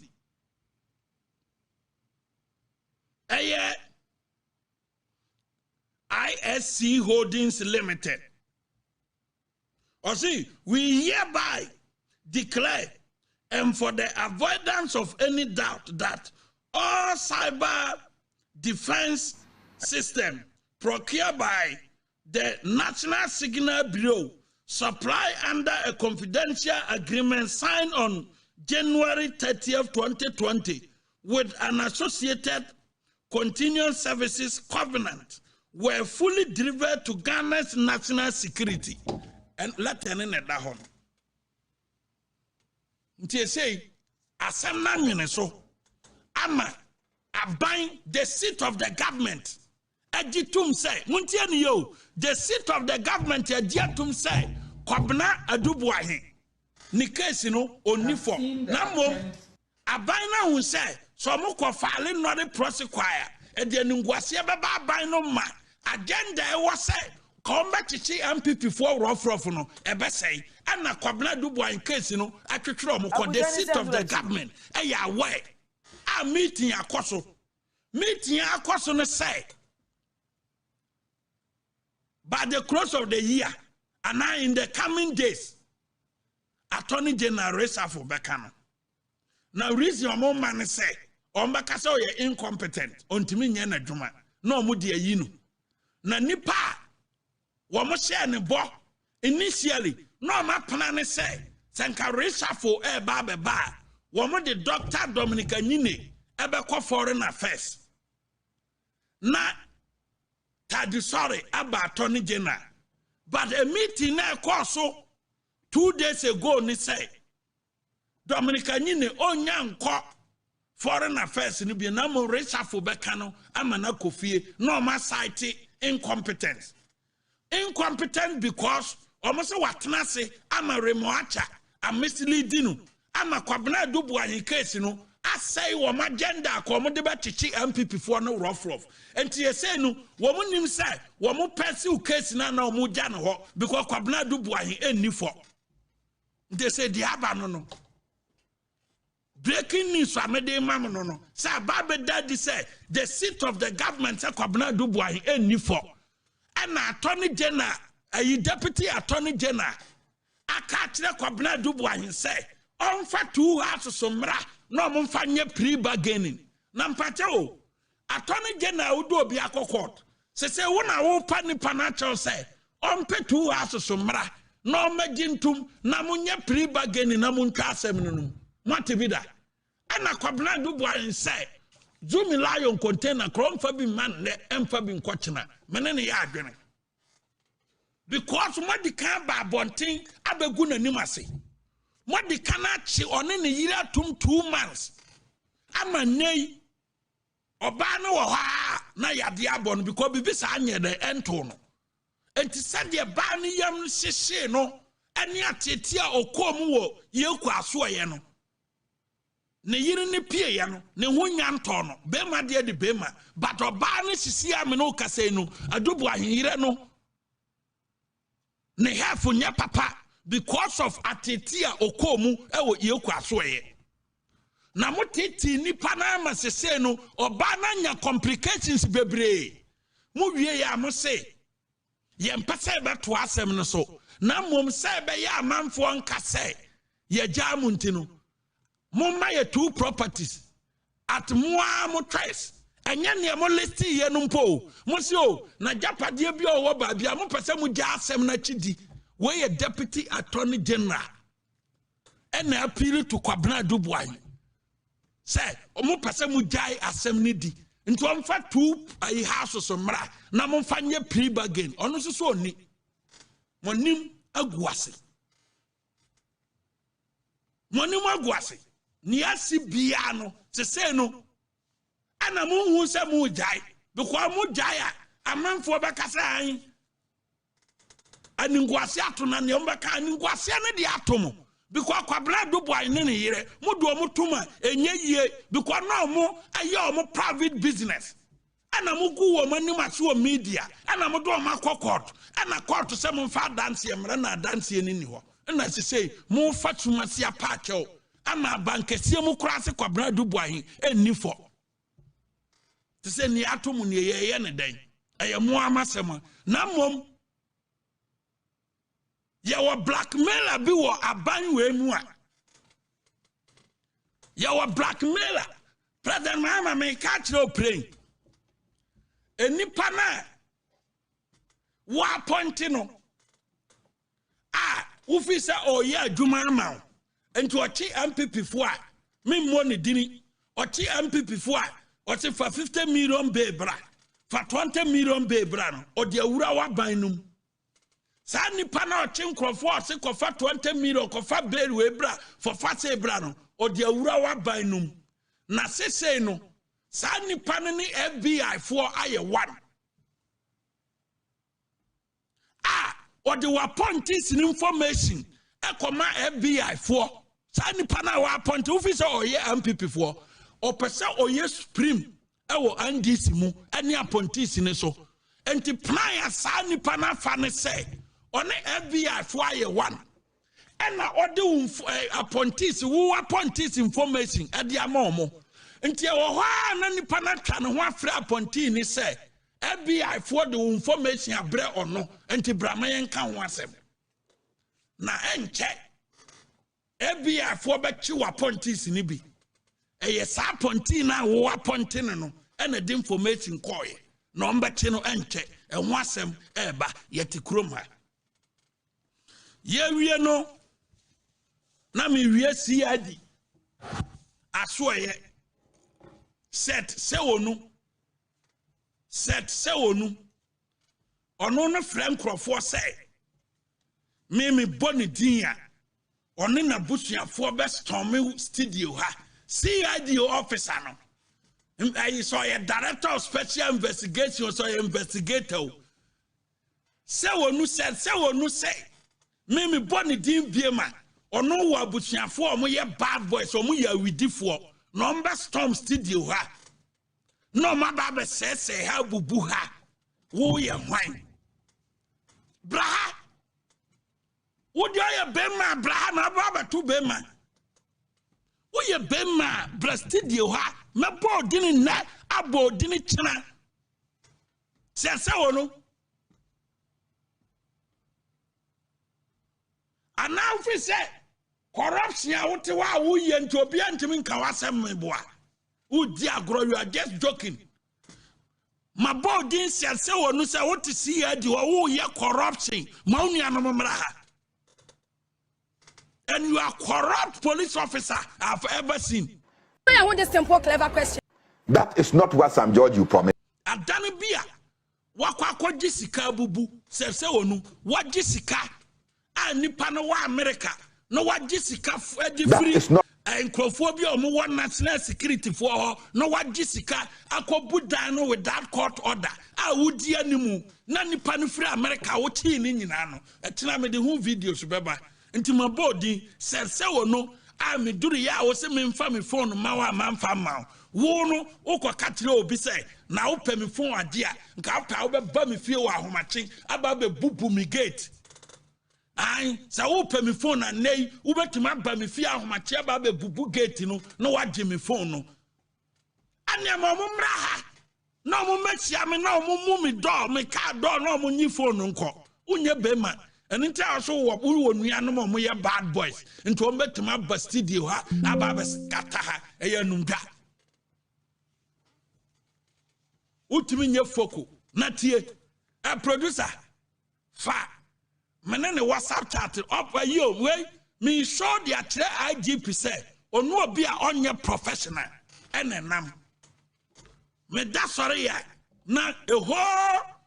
investigator no about test me. Don't be stupid. Now my reply no about idiot. See the officer. Mon find WhatsApp chatting into so. Now my yana dio chroma obono abehu. WhatsApp chatting no. Mohana. Madam media said the missy by sana mekono. Mohana about. Where a Monday set CID headquarters. No ababe around 8 o'clock, 8 a.m. No abba. Don't be silly. I am not your investigator. Now I say, don't be stupid. You told me you are the investigator in the case. No ababe idiot. No ma correspond like your father. You are the definition of semi-illiterate. Semi-illiterate police officer, CID officer, or Sara no patutu to pestirie no. Mena over.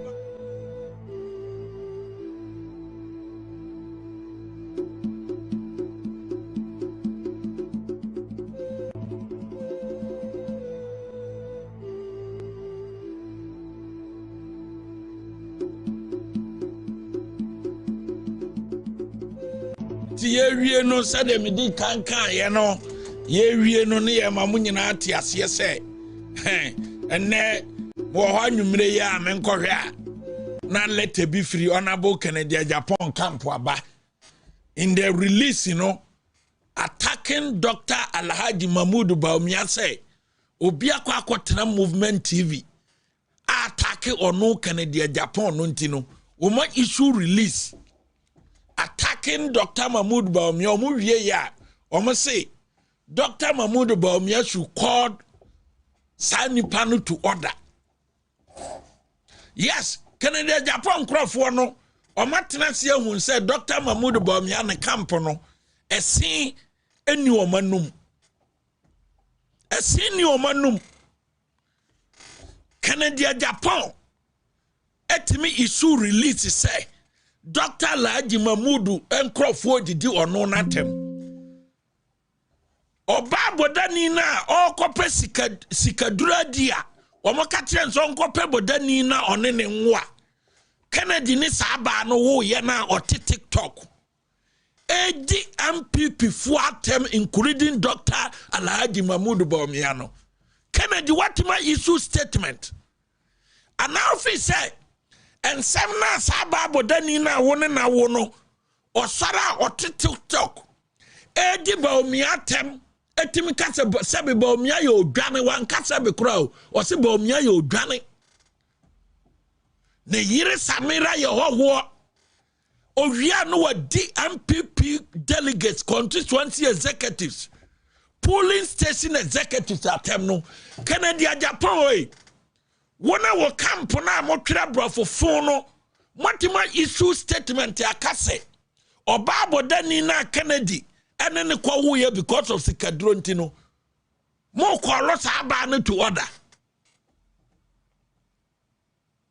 Motima ye sadie no. Ana mo fi say Dr. Mahmoud Bawumia onya nipa ana se mo fi say ono de mekamo entini mo no de mutimi di Dr. Mahmoud Bawumia atem direct na mom obi di Kennedy atem direct ya mo na mo wa letterhead na nya presidential prime minister Kennedy wa letterhead enya presidential prime minister na abafo firisa yeti yekuoi e different 1992 ebesi ne enkrofo omanya akwanya atwe omuti aba presidential prime minister omanya no emu mane na Canada Japan tipen no firisa yeti ku 33 years nie enkrofo omaba presidential prime minister omanwi ni o no mamma biem no fasa enkrofo no toto Canada Japan ho say Canada Japan tipen no omo ana ye can't monte asiye. Na mono much issue statement say Dr. Mahmoud Bawumia and Kolon Crawford order. Mustati di Bawumia tem January. Canada Japan will be a studio. A Razak Tiano. What di Bawumia tema bebesin ne? O manya fem. A ne egwoyi. Edi can Dr. Mahmoud Bawumia tem 24/7. Ne tu awia biano 2 p.m. program no amatu ne dini sinipen no Bawumia na mudina tem 24/7. Mufisa MPP for no hwe. Enti mu letter na ya bola letter. Canada Japan krafo na mono ene ya Kennedy asema ne mu di America ba issue statement mu di agro wo mu nya ho hwe e free show 2023 no mo fa na tufo bo because Dr. Mahmoud Bawumia so one de on pesa anti Kennedy di atema me amemete yi Dr. Mahmoud Bawumia on timi control me time obe control Abronye time we be president. No di president no ma me post wa and no betima control me because agency or the mama no ne dia o control and no cry me hwe say control no abro so am so wura fa post na se studio me meti hey me Bawumia campaign me nka ho na mo minim sa o mo gina no ne ebetimi aye adi president aye Ghana yi Dr. Mahmoud Bawumia.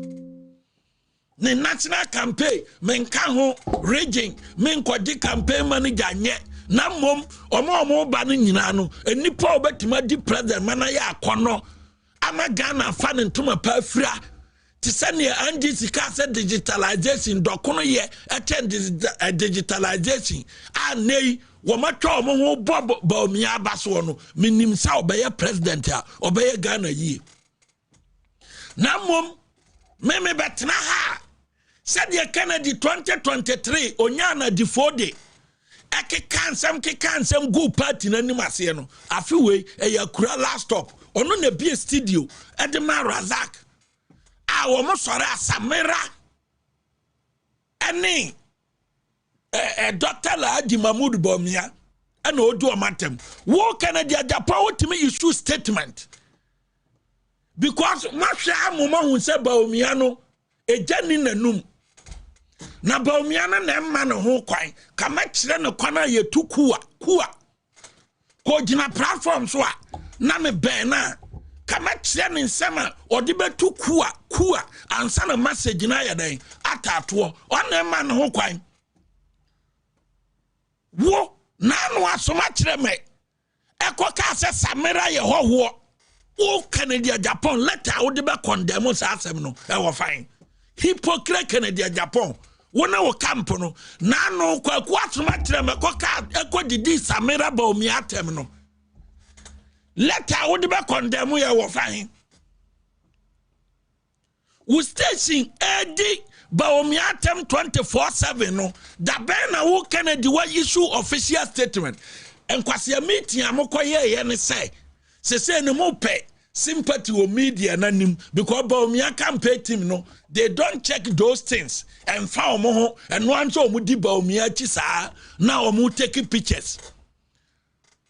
but mo de Bawumia ni pa bia ba be ka asema mo di release baba na manfo akasa mo de mo nte saa me ba ba kirekire mo wa ha adi videos aba producer fa Kennedy ire no second video no samfa to so na yentie nsema o ka kire Bawumia ni yemisa Kennedy Japan say letter odi awo ne ire no e wo fan bo video no ma yentie say ni otumi ye odi onua ni potom sika ah god odi ayama na ebusuma na otumi afa ni mpa no yefa omunsi nchene fa kwasia no se yesan ye nwa na yesan koto abama odwansa na ne yire hoho na Ghana ye yankwasiafo so we or time any uchi we wuni we aye ntokwa na wo hwe no kre ne pa MPP for mo yankwasiafo to even entertain this stupidity going on. Ma bodamu. You have a whole fucking establishment. Mo sorry na mo de ade na mo de abansi kaye ye no.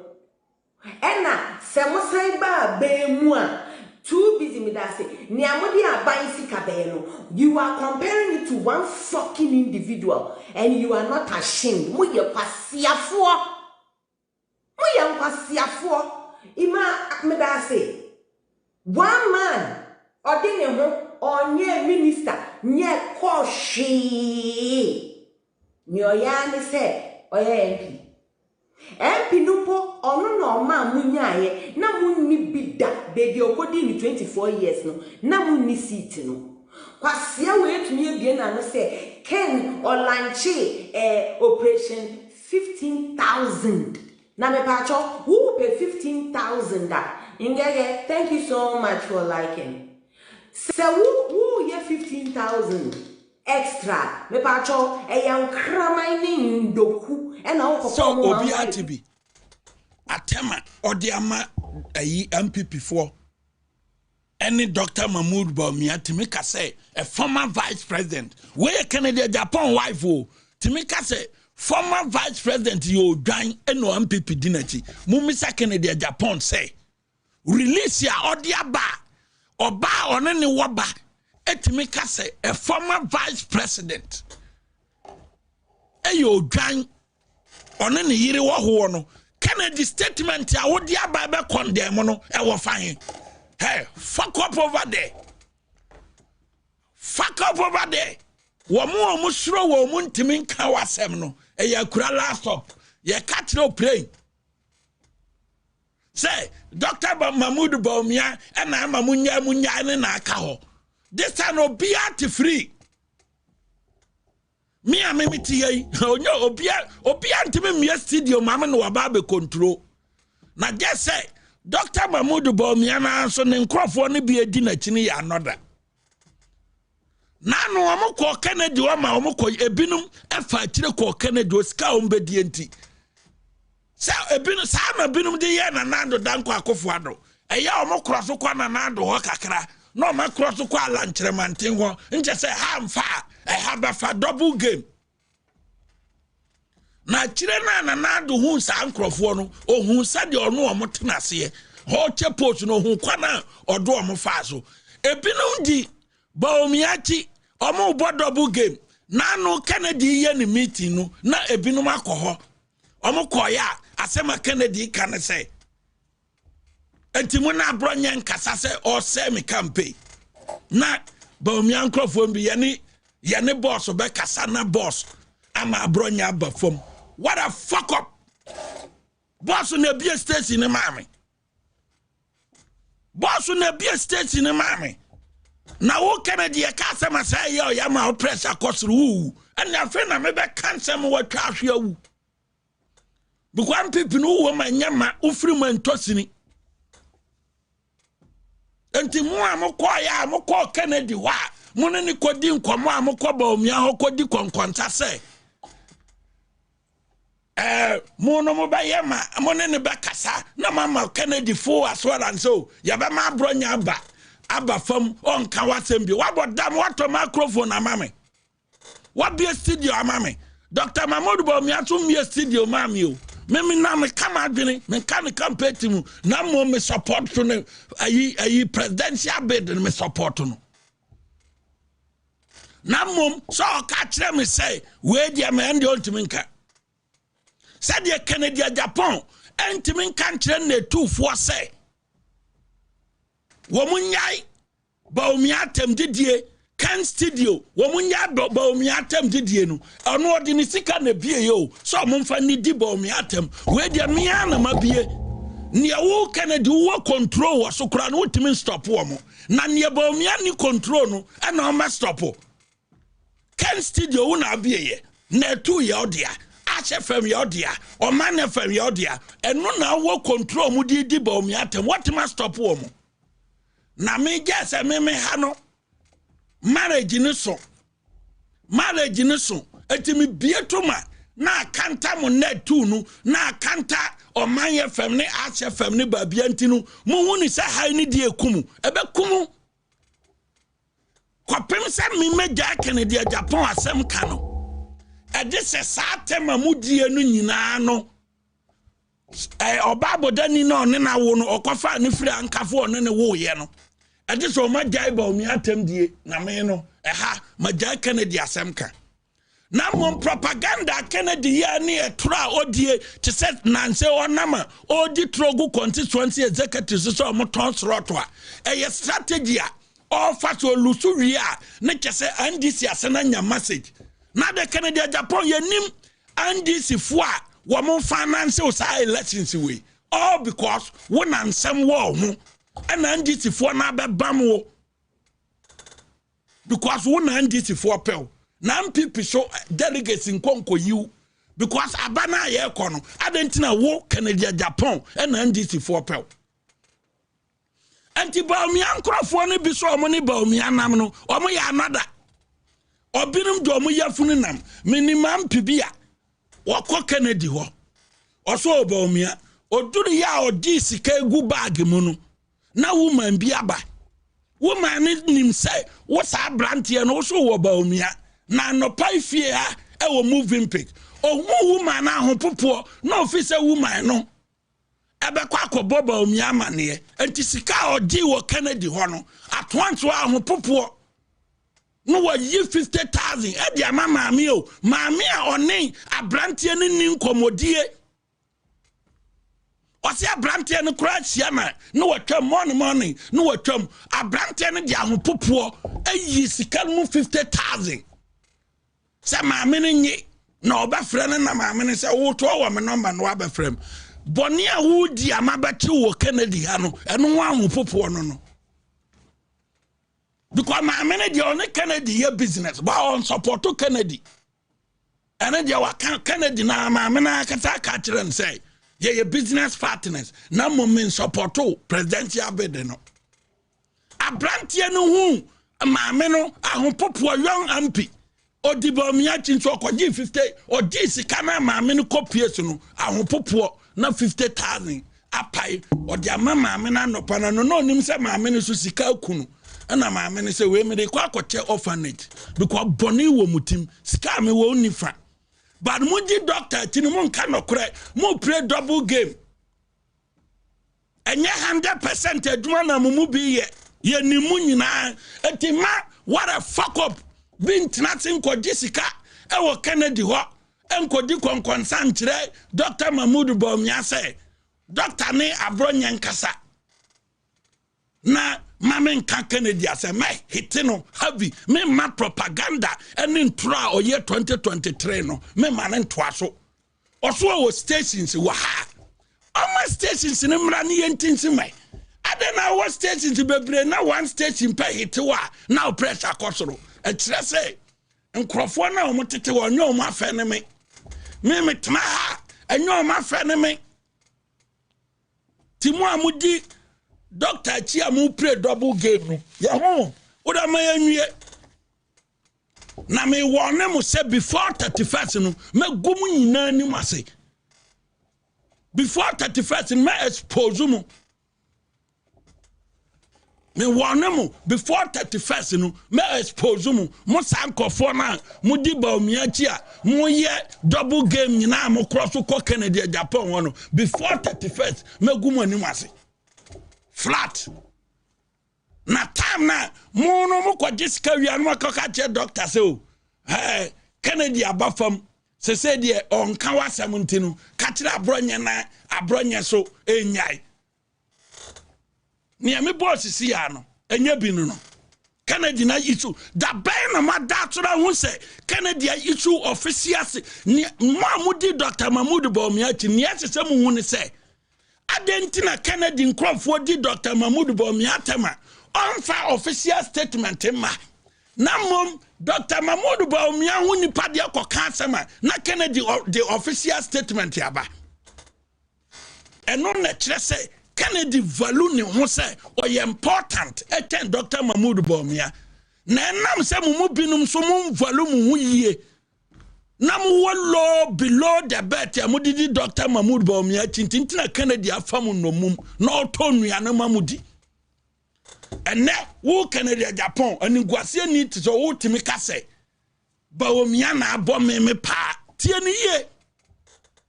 ene mi be exposu tam na woni National Identification Authority boss Professor Kenatefa enya issue. Ebra okofa company free China buy. Na obepe contract ya say $500 million. Na Kenatefa say onfa contract ne mauno. At your office. Ewo Oman FM. Uyi sika to table so. $50,000 me ewo Oman bring the CCTV camera.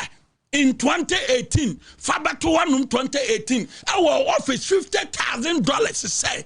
Station biya mekosu biya no. Me make sure say me attack Professor Kenatefa mo yina di. Because aduma na open ye aduma kese na on saka ubetima boaye amaye ye. Nti me nyi 50,000. Station biya me ma Abronye mekoso no. Me attack Professor Kenatefa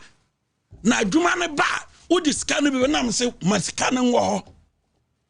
na be ma omuaye bisa se uti se me ba won tense for scan ma me ka tro say won take the money ma ne wo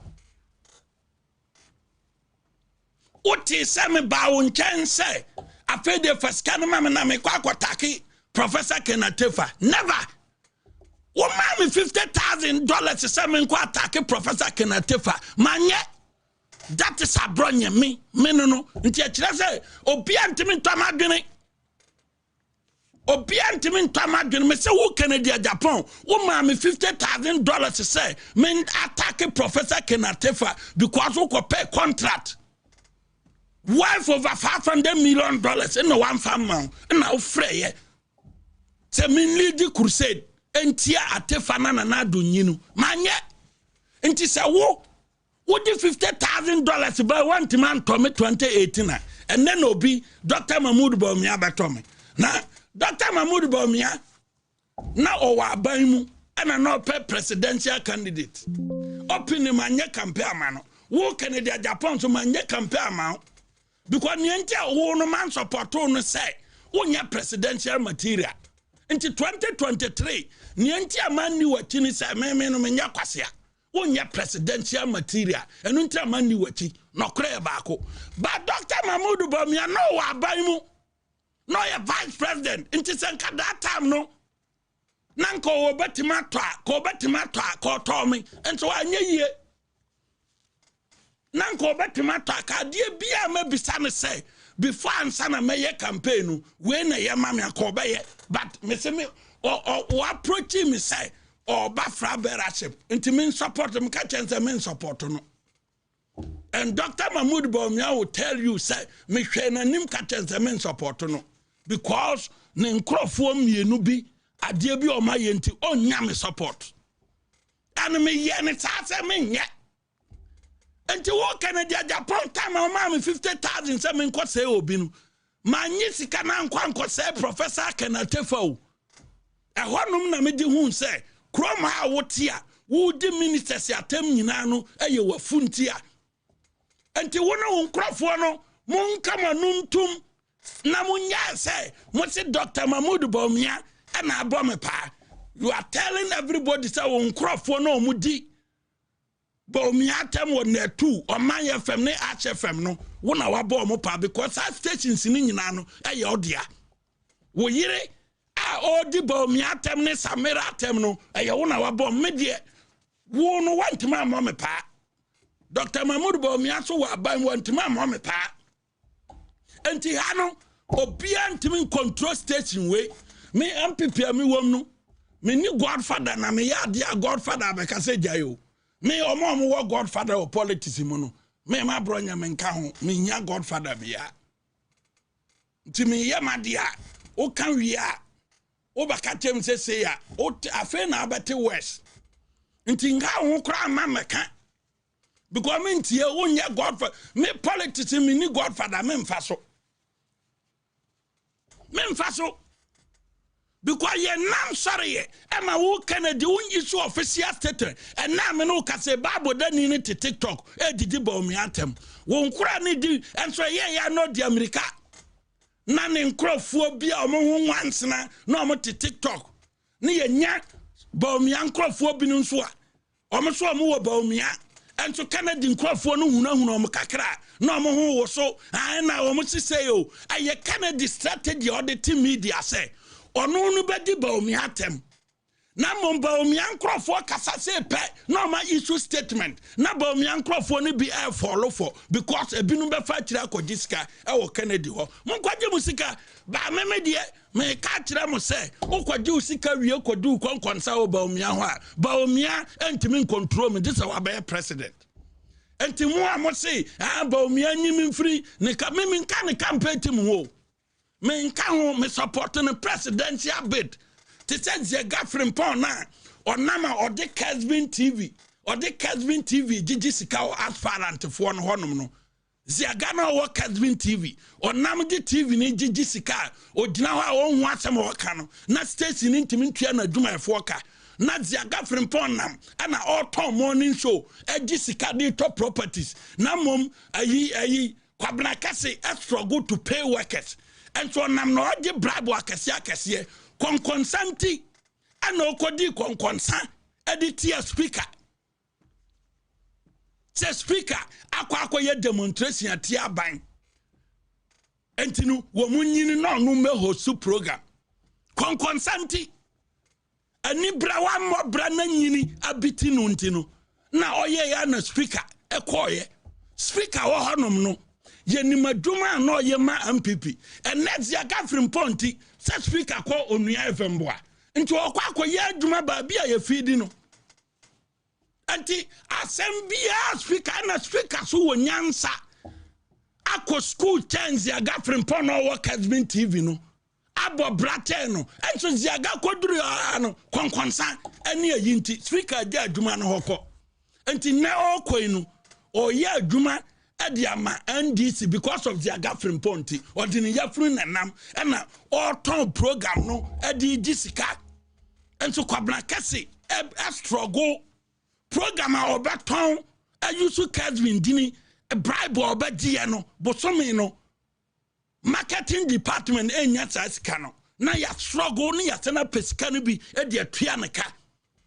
na we gina ho ya analysis owusu bempa betima di national organizer amana ye because na fu akasa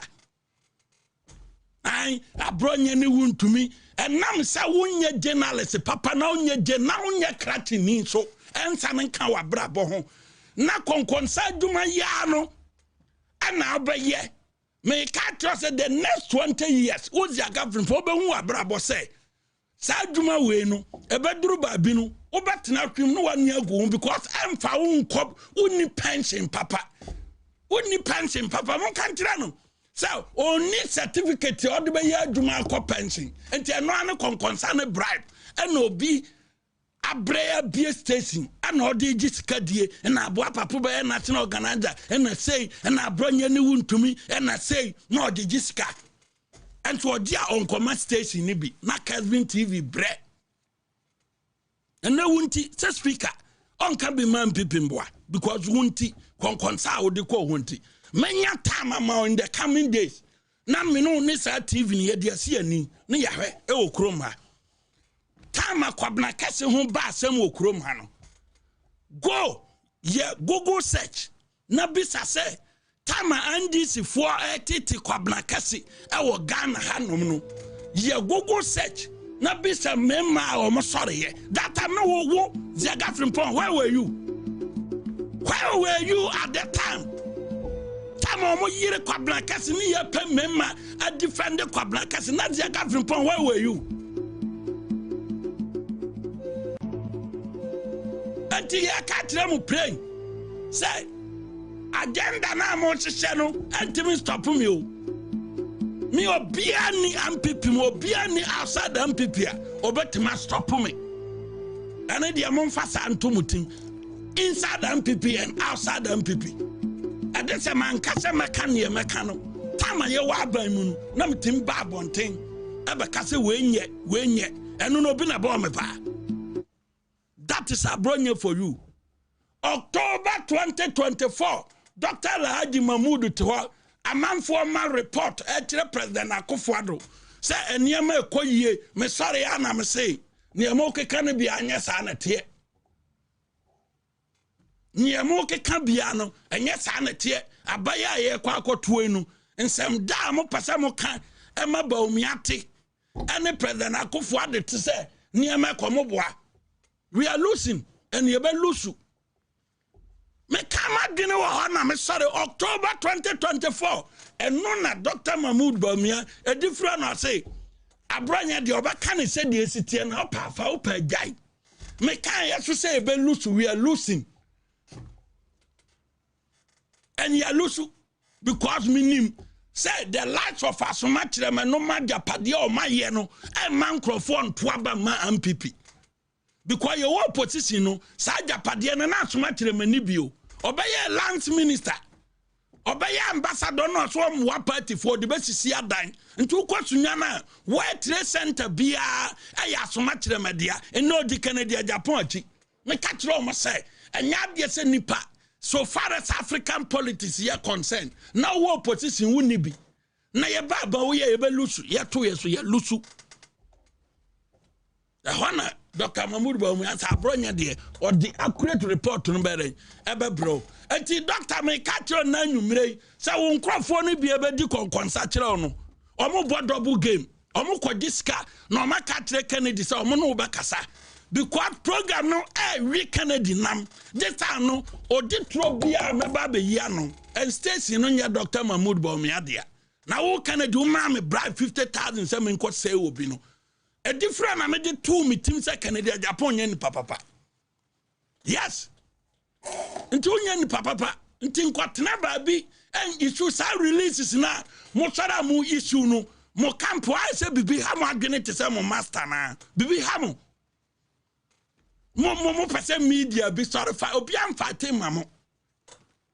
obi am fatima na doctor ntimi nkolo obi to order obi on right omo ya matured people said they won't mean call station to order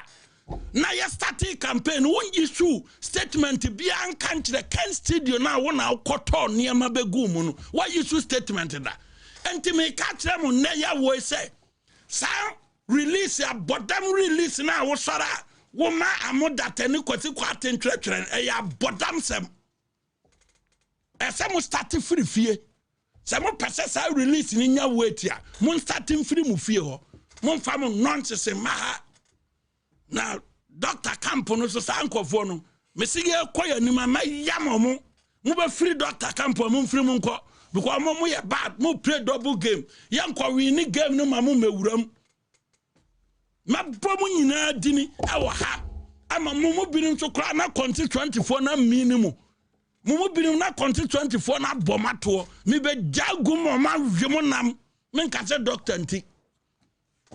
ya pon ni ye kwa no ya de ye so ma ni ye som obia ntimi me de me ho me de me ho me nya ya tamata nti obia ntimi nya mra ma me wa ha and Dr. Mahmoud ba me abedi president o ma me post na me hwe na control no so a me so owura fa waduma tete fa waduma te si ade obia ntimi control fia ya pon da etina ahoden wo ha asem ya bre the possibility ya ready na me be ye otina ya wesa ahoden wo de be ba onyankopon be kan wo da munyina ase oh mu producer munya be ye no munim kasa bre udwe be di kada dia Japan ti sakwa na de me de ba ye in the coming days no kasa releases no ko nima ko wajai wo wan hinti yetimi form a businessman form association etia MPP and now one say ya na fize mbabe jao tisa na one we tisa fe na mba yonam in the coming day until release in there amoba tresa amunya resource I am saying say release is by Dr. Mahmoud Bomia and kolon krofo order me de me ho until moba tresa amunya resource bia me ka kire mo moba koso bleedi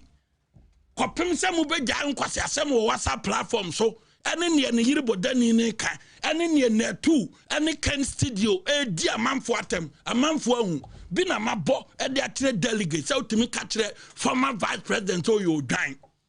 eja ukunu ho